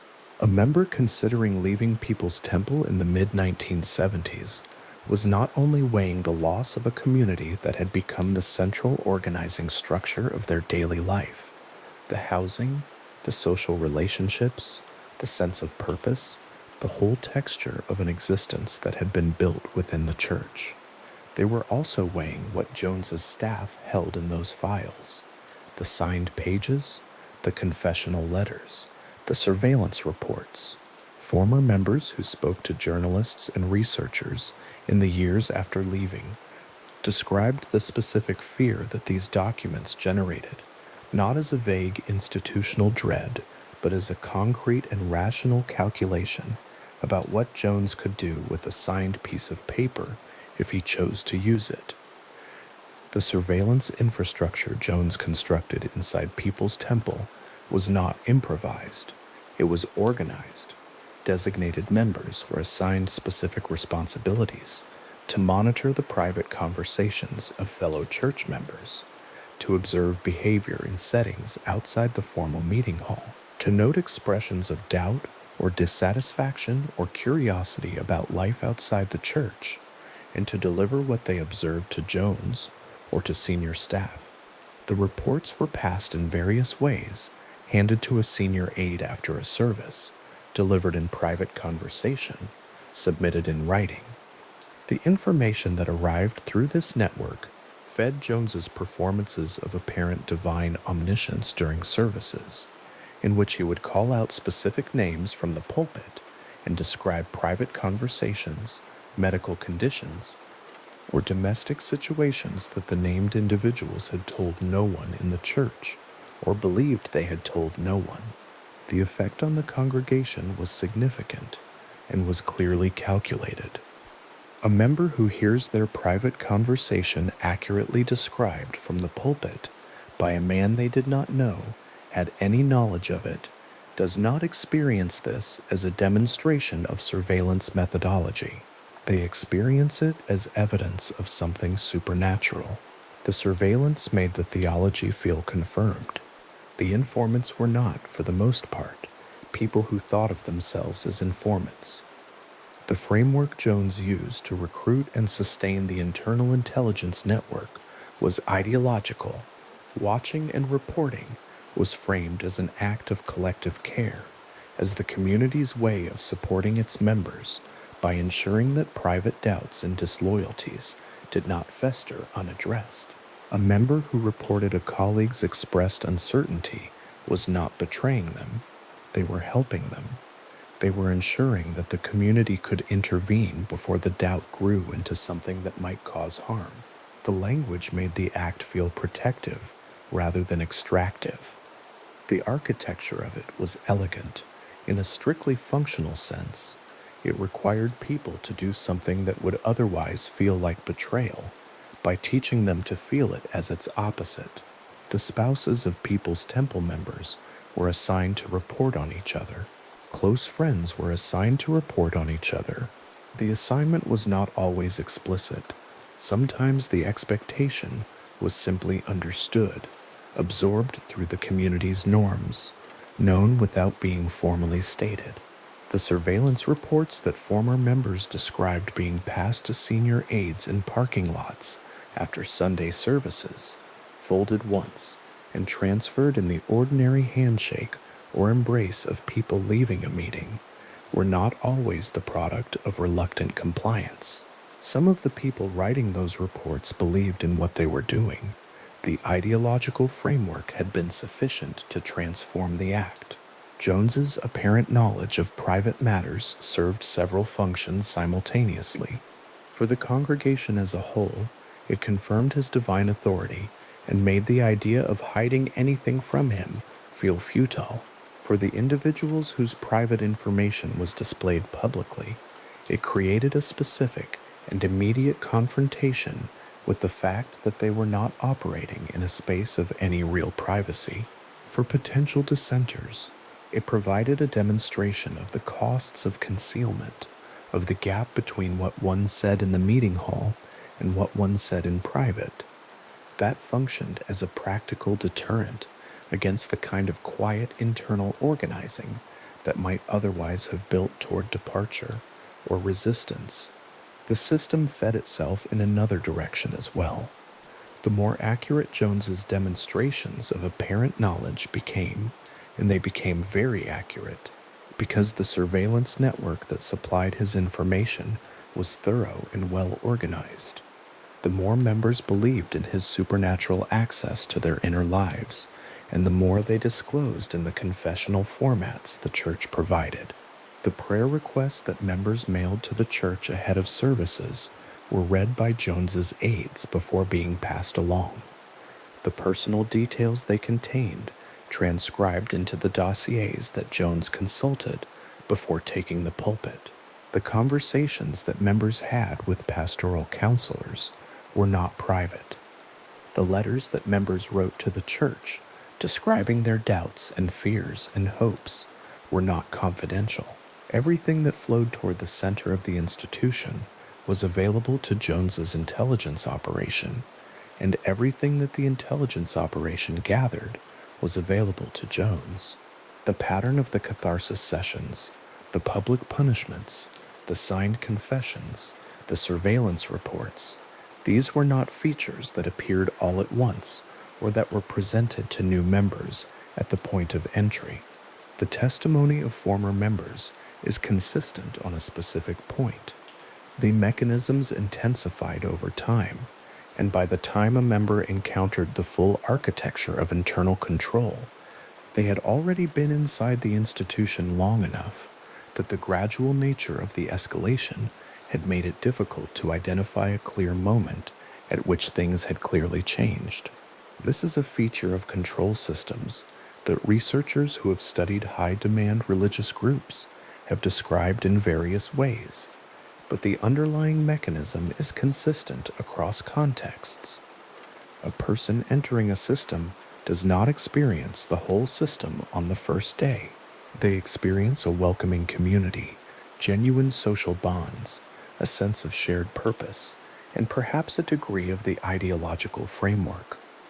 The demands and the mechanisms arrive later, incrementally, each step taken from a position that has already been established as normal. The person who has been inside for 2 years is starting from a different baseline than the person who has been inside for 2 weeks. By the time the signed blank pages appear, the member is already embedded in a community that has become the structure of their daily life. By the time the overnight meetings are a regular feature, the member has already absorbed enough of the institution's internal logic that chronic sleep deprivation is presented to them, and to some extent experienced by them, as a form of spiritual commitment rather than a deprivation. The former members who gave the most detailed accounts of People's Temple's internal control mechanisms were people who had, by the time of their departure, been inside the institution for years. Their ability to describe the mechanism so precisely was, in a sense, a function of the same prolonged exposure that had made those mechanisms effective. They had seen the whole architecture. They had seen it from the inside, across enough time to understand how the pieces fit together, in a way that a person who had left early or who had never entered could not have.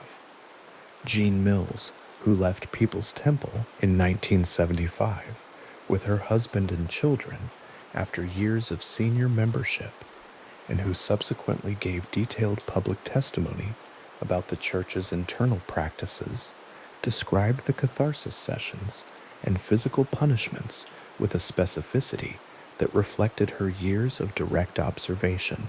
The accounts she and Deborah Layton provided were not vague or impressionistic.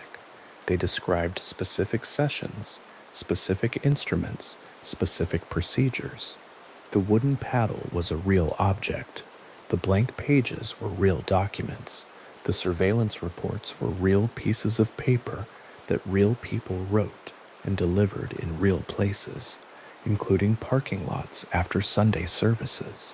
The meeting hall itself, as a physical space, was organized in ways that reinforced the control architecture the sessions enacted. The chairs were arranged to face inward so that every seated member faced the person standing at the center of the room. The geometry of the arrangement made every session a demonstration of collective attention, of the entire community's gaze directed simultaneously at a single individual. There was no seat in that configuration that faced away from the center. There was no position in the room from which a member could be present without appearing to watch. The room's physical arrangement was, in this sense, an argument, one that the architecture made quietly and continuously every time anyone sat down. Jones was present at the center of all of this, but the system did not require his constant direct management. The internal intelligence network ran through designated members. The catharsis sessions were facilitated by senior staff as well as by Jones himself. The confessional documents were collected and filed by aides. The overnight meetings were scheduled and run by a management layer that had absorbed enough of the institutional logic to replicate it without needing Jones to supervise every detail. What Jones provided was the center, the figure toward whom the surveillance reports flowed, whose apparent supernatural knowledge the intelligence network made possible, whose authority the public punishments enacted and the confessional documents reinforced. The system was distributed, but it was not flat. It pointed toward him. The drug use that Jones's inner circle observed, and that was documented in the accounts of former members who had operated at the senior levels of the church, is relevant to the picture of the institution in the mid to late 1970s. Though what can be said with precision about its operational effects belongs to the range of reported observation rather than the category of formally established fact. What the former member accounts consistently describe is a Jones who was, by the mid-1970s, substantially different in his behavior and coherence from the Jones of the early Indianapolis years or the early California years, a figure whose late-night meetings increasingly had the quality of extended improvisation, whose instructions became harder to anticipate, and whose rages became less predictable. The structure the church had built around him was in this period also functioning as a structure that managed for him, that ran the programs, administered the discipline, maintained the relationships with political allies, in ways that insulated the institutional machinery from whatever was happening to its center. The financial dimensions of People's Temple's internal control overlapped with the mechanisms of psychological management in specific ways. Members who joined were expected to donate substantially. A tithe in the conventional sense was only the beginning of what the church's financial expectations encompassed. Former members described being required to donate percentages of income that went well beyond what any standard religious giving practice would have demanded, and in some cases to sign over assets, property, or inheritances to the church. The financial relationship was not simply an exchange of resources for services or community. It was a mechanism of enmeshment. A member who had donated their savings to People's Temple was not simply a member who had been generous. They were a member whose material independence had been reduced in proportion to their giving, and whose return to ordinary life outside the church would involve not just the loss of community and purpose, but the practical difficulty of having departed with substantially fewer resources than they had arrived with. The financial and psychological dimensions of the control system were difficult to separate in practice. A member who had signed confessional documents, donated substantial assets, watched colleagues be physically punished at the front of a meeting hall, and spent years in the community that had become the organizing structure of their entire life, was carrying all of these things simultaneously. The calculation about leaving was not a simple one. It was a calculation that had to account for the surveillance files, the confessional letters, the financial depletion, the social network that existed entirely within the church, and the residue of the public sessions in which the member had participated as a witness an affirmer of things they might not, in a different context, have been willing to endorse. Former members who did leave, and people left throughout this period, in numbers that the church's internal communications tracked, and that Jones's senior staff worked to monitor and contain, described the experience of departure as one that took a considerable amount of time to feel clean. The documents they had signed continued to exist. The confessional letters they had written continued to be held in Jones's files. The people they had known, the community they had inhabited for years, continued to exist within an institution they had chosen to step away from. There was no clear threshold at which departure was complete, and the uncertainty about what the church would do with the documents it held extended the subjective experience of being inside the institution even after a member had physically left it. The accounts of former members who departed in the mid-1970s also describe, with some consistency, the attempts Jones's staff made to bring them back, to discourage them from speaking to journalists or to other former members, and to manage the flow of information that their departure represented. A person who had been a senior member of People's Temple and who had left carried a great deal of specific knowledge about the church's internal operations. The institutional interest in managing that knowledge was significant. The mechanisms for managing it included contact from former colleagues who remained inside, requests to return, expressions of concern framed in the language of care, and in some documented cases, more direct pressure of the kind that the confessional documents in Jones's files made possible. The meeting room at 3 a.m, the folding chairs, the overhead lights unchanged from the evening before. This was the physical container for a system that extended well beyond the walls of any particular building. It existed in the surveillance reports passed in parking lots. It existed in the signed blank pages filed in manila folders. It existed in the calculation every member carried about what departure would cost and what the church held that might be used against them if they chose to leave. It existed in the particular configuration of the catharsis circle, every chair facing inward, every face turned toward the person standing at the center. The system was not secret in the sense that members did not know it existed. They lived inside it. The catharsis sessions were public, conducted in front of the entire congregation. The punishments were public. The requirement to submit confessional documents was communicated openly within the membership. What was not communicated openly, what remained inside the inner circle, and what former members only fully understood after departure, was the degree to which the various mechanisms were coordinated components of a single control architecture, rather than independent practices with independent purposes. A member who experienced a catharsis session, and a member who submitted a signed blank page, and a member who received a visit from a colleague with a question about a private conversation they had recently had, were experiencing 3 different things. The connection between those 3 things, the way each of them reduced a specific kind of freedom that departure would otherwise have been, was the knowledge that was not shared with the membership as a whole. It was the structural logic of the institution as a whole. It was what the system was for.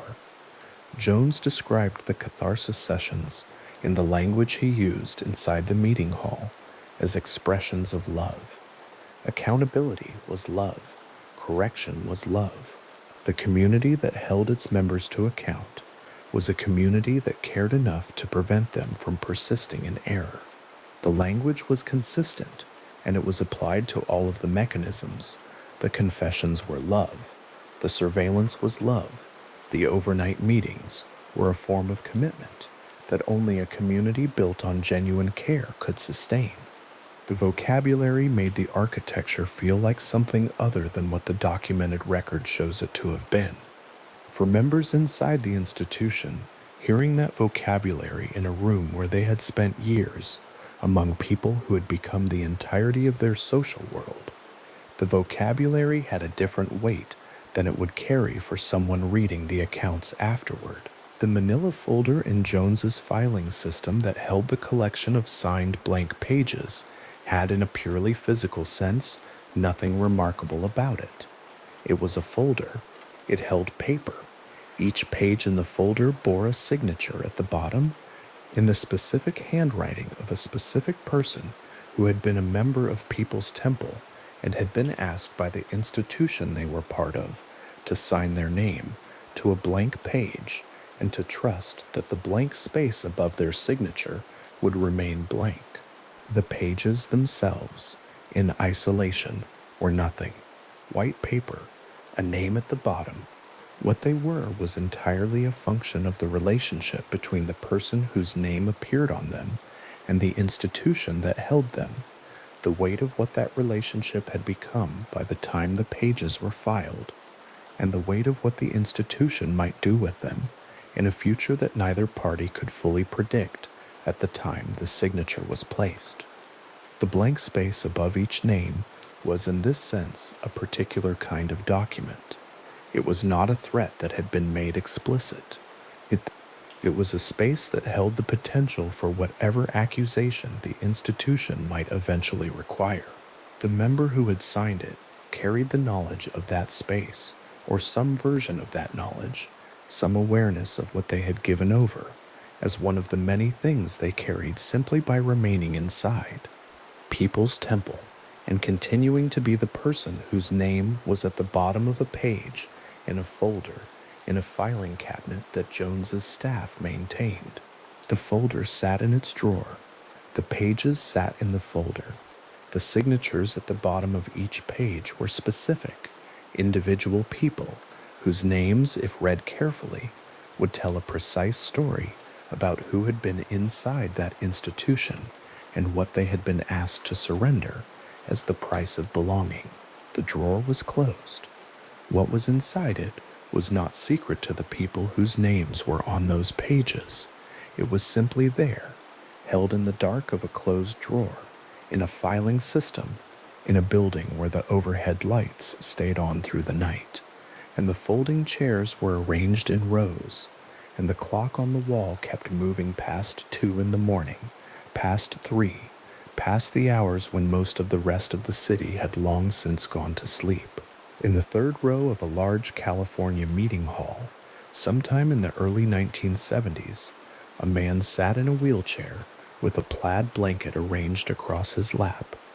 He had arrived that way, wheeled in through a side entrance, settled into place among several hundred other seated congregants before the service began. When Jim Jones called his name from the pulpit, not tentatively, not checking a paper, but with the specific authority of someone who already knew, the man stood. The blanket fell to the floor. He walked toward the front of the hall with steady, unhurried steps, and the congregation around him rose from their chairs, and the sound in the room was enormous, and the wheelchair remained where it was, sitting empty at the edge of the row. Former aides who later gave testimony about People's Temple services described this kind of event with a precision that made the staging comprehensible. The man in the wheelchair had been rehearsed. He had sat in the same position at other services in other cities. The blanket, the hesitation before standing, the pace of the walk to the front, all of it had been worked out in advance in the way that any performance with a specific intended effect is worked out before it meets an audience. The wheelchair itself was not a prop belonging to a sick man.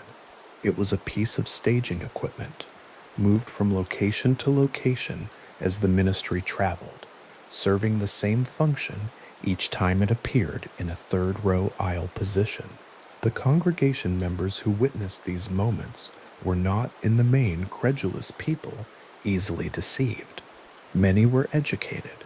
Many had come to People's Temple specifically because of its civil rights work, its social programs, its visible commitment to racial integration, at a time when such commitment was genuinely rare. They were people who had weighed what the church offered against what other institutions had given them, and they had found in this particular place something that felt real. The healings reinforced what everything else about the church seemed to confirm, that this was a community where the ordinary rules of a divided, indifferent society did not apply, where people who had been told they were beyond help received help, where the afflicted walked and the congregation witnessed it, and the shared experience of that witnessing became its own kind of bond. What former members later described, once they had left and found the distance to examine what they had seen, was how completely the performed miracle was embedded in an atmosphere of genuine belonging. The healing was not the whole reason anyone stayed. It was a single thread in a larger fabric of communal life, practical assistance, political purpose, and personal attachment. The wheelchair standing empty in the third row was a theatrical element, but the soup that had been served at the church, the housing help that had been arranged, the feeling of being known in a community where one had previously been invisible, those were not staged. That unevenness, the documented fraud sitting inside the documented genuine service, is what makes the record of People's Temple so difficult to hold in a single frame. Jones's apparent knowledge of personal secrets operated through a similar architecture of preparation and performance. Before large services, members of his staff moved through arriving crowds, listening for names and conversation fragments, collecting prayer request cards filled out by people who believed the information was going to their pastor privately. Notes were assembled and transmitted to Jones through a small earpiece concealed beneath his collar, by which a staff member relayed specific details in real time as Jones circulated or stood at the pulpit.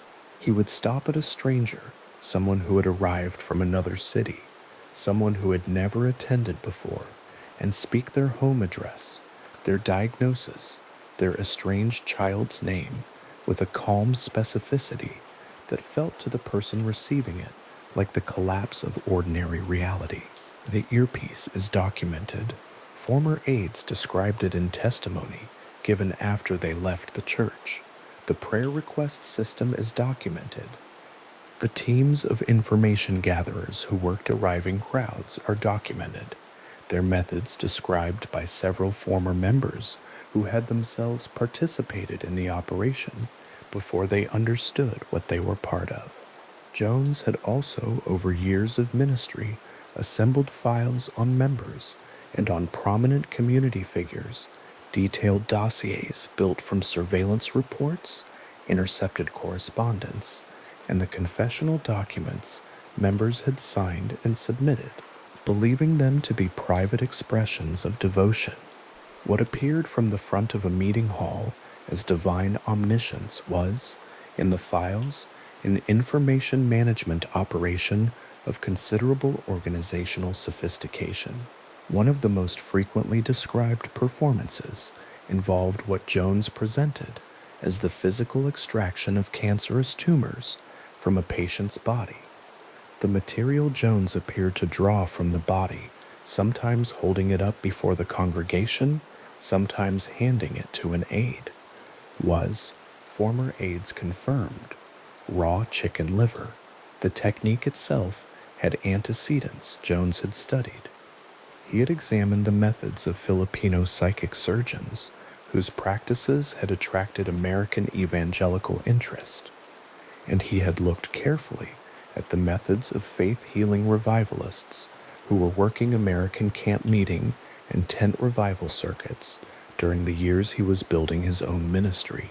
The specific use of raw liver as a theatrical substitute for extracted tissue appears in multiple former member accounts and was examined in detail in the 1977 New West magazine investigation that first brought these practices before a general public readership.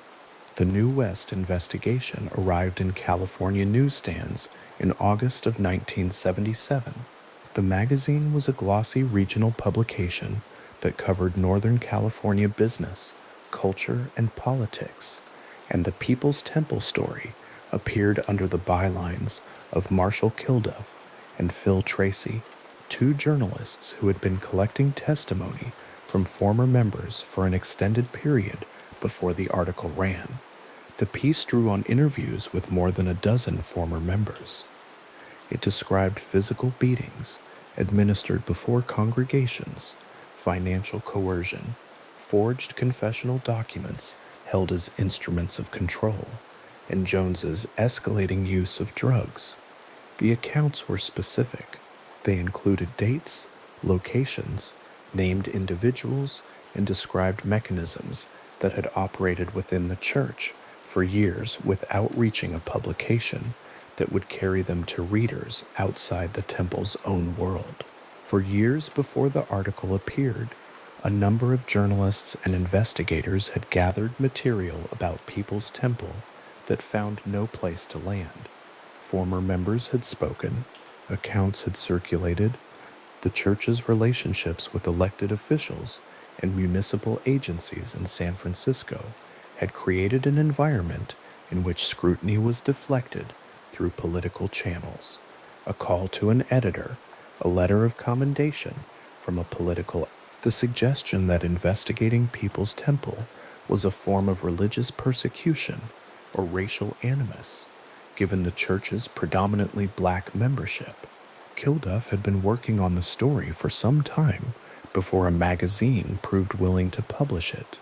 His reporter's notebooks from those years were pages accumulating testimony from people who had asked him to keep looking, even when the institutional machinery of the press was not yet ready to carry their accounts into print. The August 1977 issue, lying open in a San Francisco apartment, its pages holding the first substantial public description of what former members had witnessed, represents a particular kind of threshold. The information it contained was not new to the people who had experienced it. It was not new to the journalists who had been collecting it. But its appearance in print, in a credible publication on a newsstand in the city where People's Temple held its greatest institutional influence, changed the relationship between what was known privately and what existed in the public record. The magazine's glossy cover caught the light on whatever table a reader first set it down on. The text inside described, in the flat, specific language of investigative reporting, events that had previously existed only in private conversation and in the files of former members who had left the church and found themselves with no reliable mechanism for being heard. Jones's response to the New West article was rapid and decisive. The relocation of a substantial portion of the church's membership to the agricultural settlement in Guyana, a project that had been in development for some time but had proceeded gradually, accelerated dramatically in the weeks and months following the article's publication. Members were urged to make the move. The pace of transfer increased. The settlement in Guyana, which Jones had promoted to his congregation as a place where the church's vision of an integrated, self-sufficient socialist community could be realized outside the constraints of American society, was being populated faster than its infrastructure could absorb the arriving members.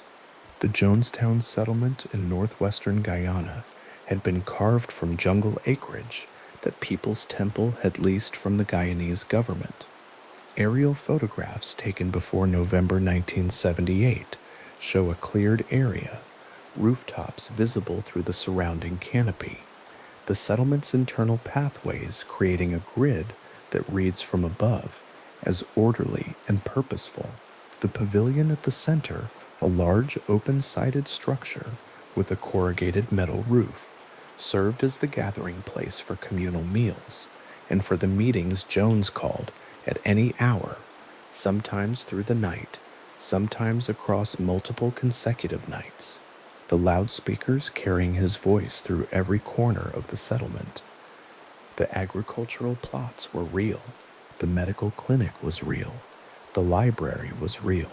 From the aerial photograph, from the promotional materials the church produced, from the accounts of early visitors who came and reported what they saw.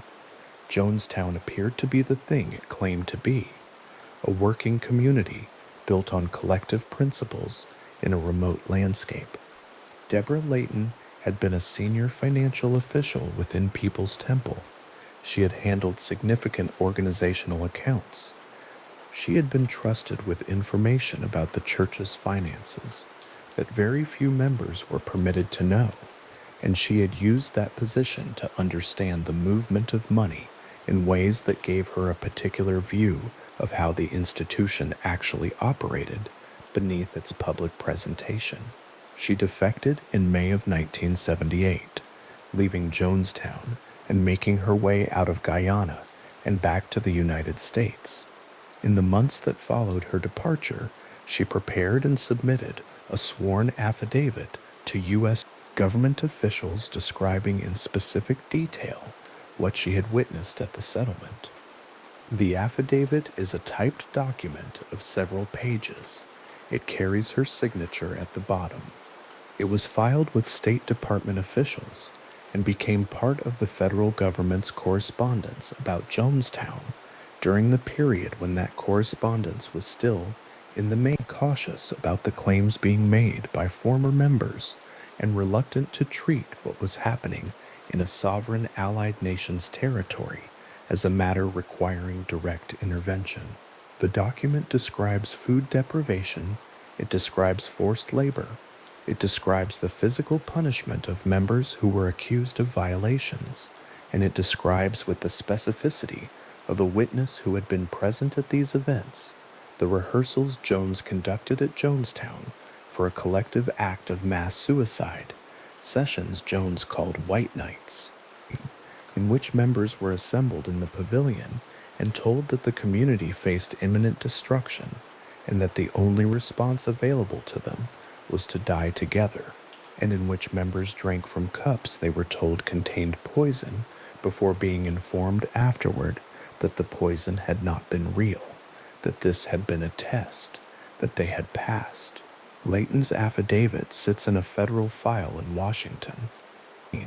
It sits beside the State Department's correspondence about Jonestown, letters, cables, internal memos, the formal and informal record of a government trying to assess a situation it did not yet fully understand and to determine what its obligations were toward American citizens living in a private settlement on foreign soil.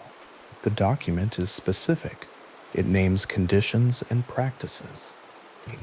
It describes the White Night rehearsals in language that makes clear they were not metaphorical exercises in commitment, but simulated enactments of mass death, repeated, adjusted, refined across multiple iterations.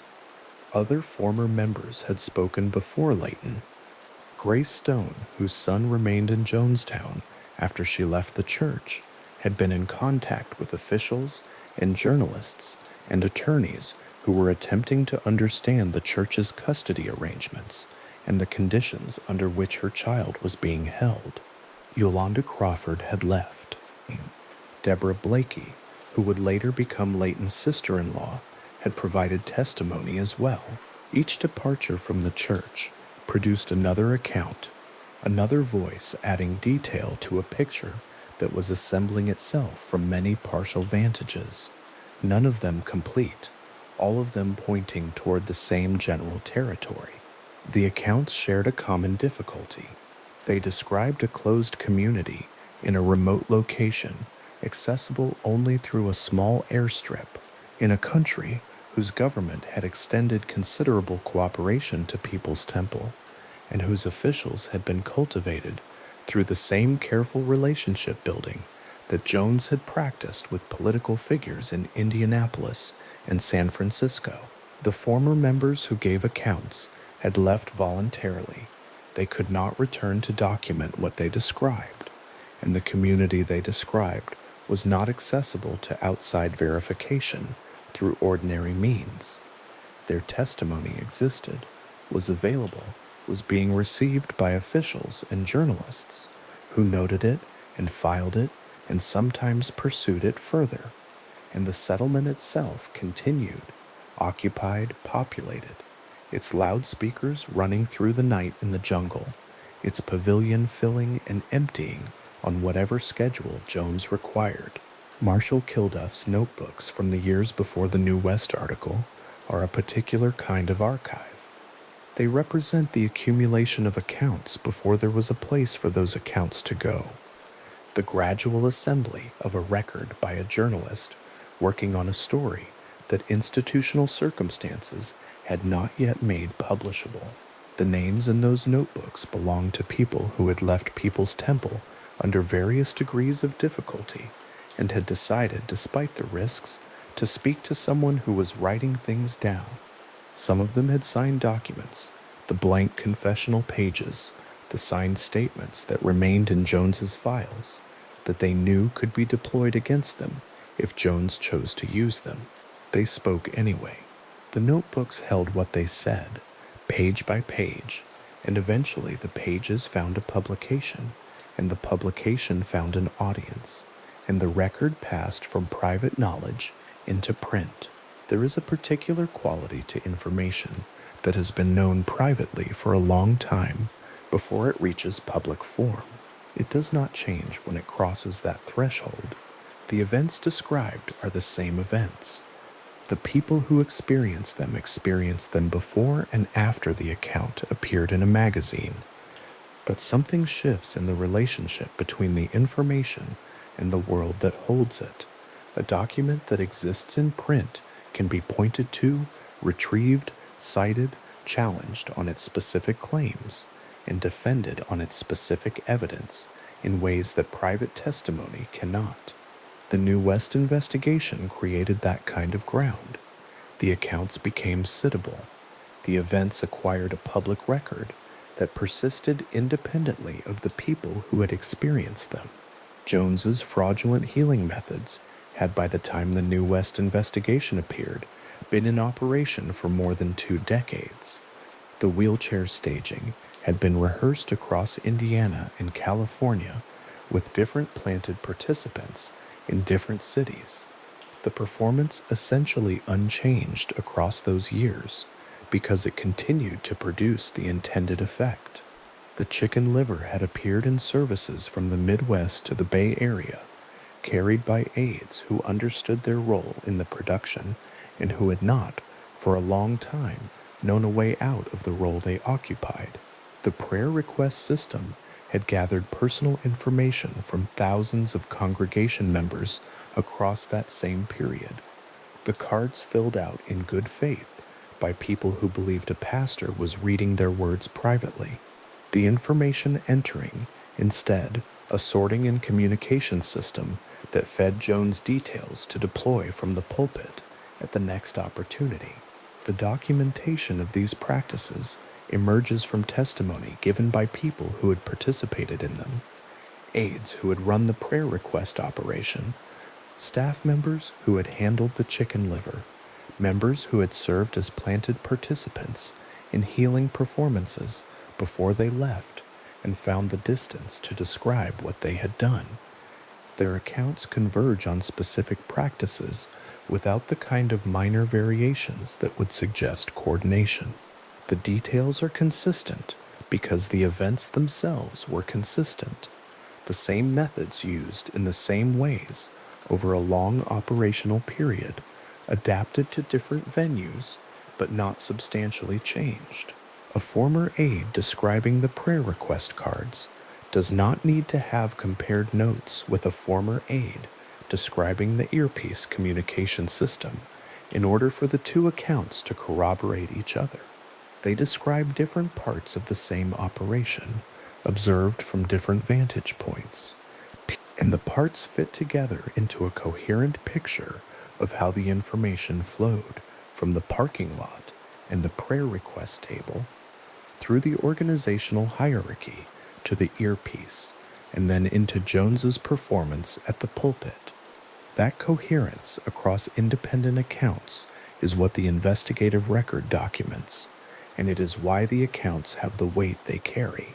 Jones had built his information gathering apparatus on the same organizational principles he had applied to every other part of the temple's institutional life: careful delegation, systematic reporting, the routing of collected information to a central point from which it could be deployed.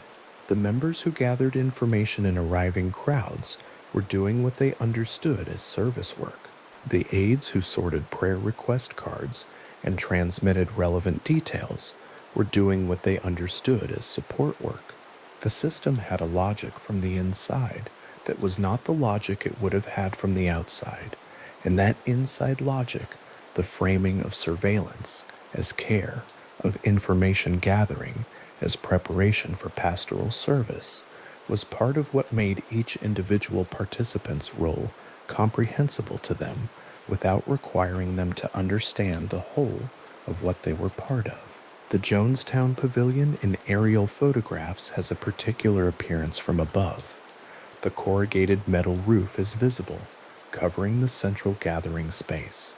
The wooden benches arranged in rows beneath it read from altitude as orderly, a community space designed for common use, which is what it was. Around it, the settlement's other structures extend in the pattern of a working community: sleeping quarters, kitchen facilities, the medical clinic, the agricultural areas at the perimeter. From the air, the settlement presents itself as what it had been built to present: a functioning collective enterprise in a cleared space in the South American jungle. The pavilion is still standing in aerial photographs taken after November 18, 1978. The benches are empty.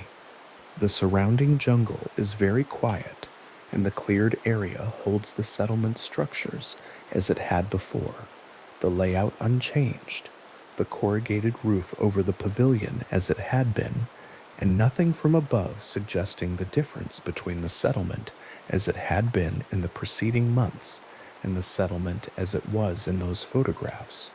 The geometry of the place persists. What happened within it does not show from that altitude, does not register in the pattern of rooftops and cleared paths. Layton's affidavit was available.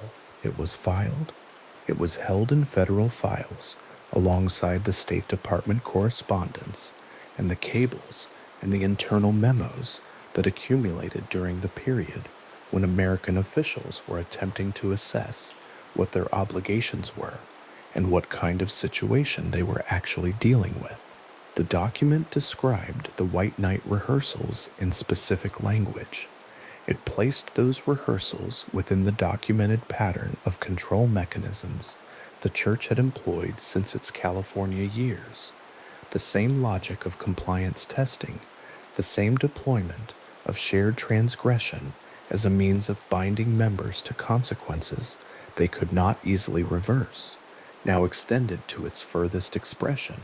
The photograph of the Jonestown settlement from the air, taken before November 1978, carries in it all the information available to anyone looking at it from the outside. At the time, the cleared area, the rooftops, the orderly paths, the pavilion at the center, the jungle beyond. It carries none of the information contained in the affidavit filed in Washington. Those two documents exist in different registers of the record, one a visual representation of a place and its apparent organization, the other a typed account of what was happening within that place below the threshold of what any aerial photograph could see. Former members who left Jonestown in its final year did so under conditions that were not straightforwardly available. The settlement's location, the single airstrip, the distance from Guyanese population centers, the requirement that passports be surrendered to church custody upon arrival, the organized response Jones's staff maintained toward anyone who appeared to be considering departure. All of these created a practical situation in which leaving was possible, but required a combination of determination, opportunity, and the willingness to leave behind other people who remained. Some members left anyway. Layton left. Others left before her. Each departure produced another account, another set of specific observations entering the record that was building in Washington and in journalists' files and in the testimony of the network of former members who had gathered outside the temple's reach to compare what they had seen. Tim Stone, who had served as a senior attorney for People's Temple before leaving, was among those who worked actively from the outside to draw official attention to conditions in Jonestown. His legal efforts around his son's custody situation created one of the documented points of external pressure on the settlement during 1977 and 1978. Congressman Leo Ryan of California became involved after constituents with relatives in Jonestown contacted his office.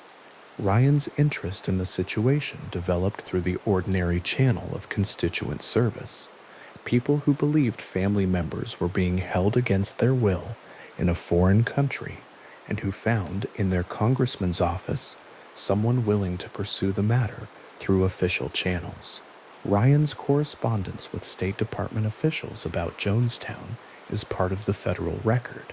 His requests for information about the settlement and the welfare of American citizens there moved through the normal bureaucratic processes of congressional oversight, which were slow, careful, and constrained by the diplomatic realities of a situation involving American citizens who had voluntarily relocated to a foreign country and whose community leader maintained that they were free to leave at any time. The official record of those exchanges is available in the National Archives. It is a record of an institution attempting to understand a situation through the mechanisms available to it, which were not well suited to the situation they were being applied to. The New West Magazine investigation of August 1977 and Deborah Layton's sworn affidavit of 1978 are the two documents that represent most clearly the threshold between what was known privately about People's Temple and what entered the public and official record before November 1978. They are not the only documents. The fuller record includes the notebooks of journalists, the files of former members' attorneys, the correspondence of families trying to reach relatives in Jonestown, the internal records of the church itself that were recovered and examined later. But those two documents represent a particular kind of threshold crossing, the movement of specific, detailed, sourced accounts from the private world of people who had experienced something into the durable form of print and sworn legal testimony. A sworn affidavit occupies a specific position in the documentary record. It is not the same as a personal account offered in conversation. It carries the weight of legal commitment. The signatory has attested to its accuracy under legal obligation. Layton's affidavit carries that weight. Its typed pages describe specific conditions at a specific settlement, and they carry her signature, and they rest in a federal file in Washington, and they have rested there since 1978, available to researchers who request them, part of the documentary record of a situation that the official institutions of the United States government were still attempting to understand through the middle months of 1978. What the record shows, reading backward from the documents that accumulated during that period, is a situation in which the information available was substantial and the mechanisms for acting on it were uncertain. The church maintained its official position that Jonestown was a voluntary community. The Guyanese government maintained its cooperative relationship with the temple. The State Department correspondence reflects the genuine institutional difficulty of determining what obligations applied and what actions were available. The affidavit was filed, the investigation was published. The notebooks continued to fill. The August 1977 issue of New West Magazine, once its first readers had set it down, entered the permanent record of what was published and when. It sits in libraries. It sits in archives. The specific claims made in its pages can be examined against the testimony of the individuals quoted, the subsequent accounts of former members, the documentary record assembled from the church's own internal files after November 1978. The investigation holds up. Its specific claims were not the limit of what would eventually be documented about the church's internal practices, but they were the claims available on the evidence assembled at the time, and they were sufficient to establish in the public record that the practices described had occurred. Marshall Kilduff's notebooks, wherever they are now held, represent the accumulation of a record before it had a form that the world could receive. The names on those pages, the dates of the conversations, the specific details former members asked him to write down and keep, these are the material from which the published investigation was built. The notebooks came before the article. The article came before the broader official response. The response, such as it was, came in the months after, slow and institutional, and shaped by the formal constraints of the processes through which it moved. Each stage left documents. The documents are in archives. The archives are accessible.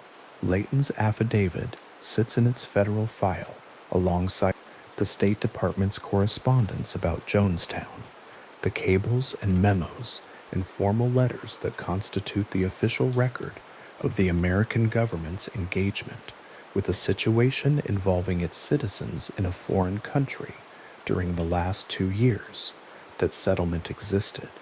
The file is thick. It reflects a sustained institutional engagement, cautious and formal, and shaped by diplomatic considerations that were real even if they were, in retrospect, insufficient to the situation. The affidavit is in that file, typed and signed, its pages describing the White Night rehearsals in the language of a witness who had been present. What is particular about a White Night rehearsal, as Layton described it, is not that it was a simulation, but that it was a simulation repeated. A single enactment might be understood as a test of loyalty or a demonstration of commitment. A repeated enactment, adjusted, refined, conducted across multiple occasions until the mechanics were smooth and the collective response was reliable, is something different. It is the development of a practiced behavior through repetition, the installation of a sequence of actions into the body and the habit of a community, the rehearsal of an event until the event and its rehearsal become, for the people experiencing it, continuous rather than distinct. The White Nights are documented. The mechanism Layton described, members assembled in the pavilion, the announcement of imminent destruction, the distribution of cups, the drinking, the revelation that this had been a test, is described in her affidavit and corroborated in the accounts of other former members. The number of times such rehearsals occurred, the precise dates, the specific variations across iterations, these details are in the record with varying degrees of precision. What is established is that they occurred more than once, and that Layton was present and witnessed them and described what she witnessed under legal oath in a document filed with the United States government in 1978. The pavilion at the center of Jonestown had wooden benches arranged in rows beneath its corrugated metal roof. It was the community's gathering place for meals and meetings and the sessions Jones called through the night. It stood in the cleared area surrounded by the settlement's other structures, with the jungle beyond the perimeter, and it served the community in both the ordinary functions of a communal space and in the particular functions Jones required of it. The benches accommodated the whole of the settlement's population when they were full. The space under the roof was large enough to hold everyone. The settlement's layout, the pavilion at the center, the sleeping quarters and kitchen and clinic arranged around it, the agricultural plots at the edge of the cleared area, was the layout of a community that had been planned and built with a specific vision of collective life in mind. The vision was real, the planning was real, the construction was real. People had cleared that jungle acreage and built those structures in the years before the settlement was fully populated, and the work they had done was genuine physical labor in difficult conditions. And the community they built was a real place that real people lived in, and worked in, and slept in, and woke up in every morning. The aerial photograph of the settlement taken before November 1978 holds that reality. The cleared space, the rooftops, the pavilion, the paths between structures, the jungle at the edge of everything.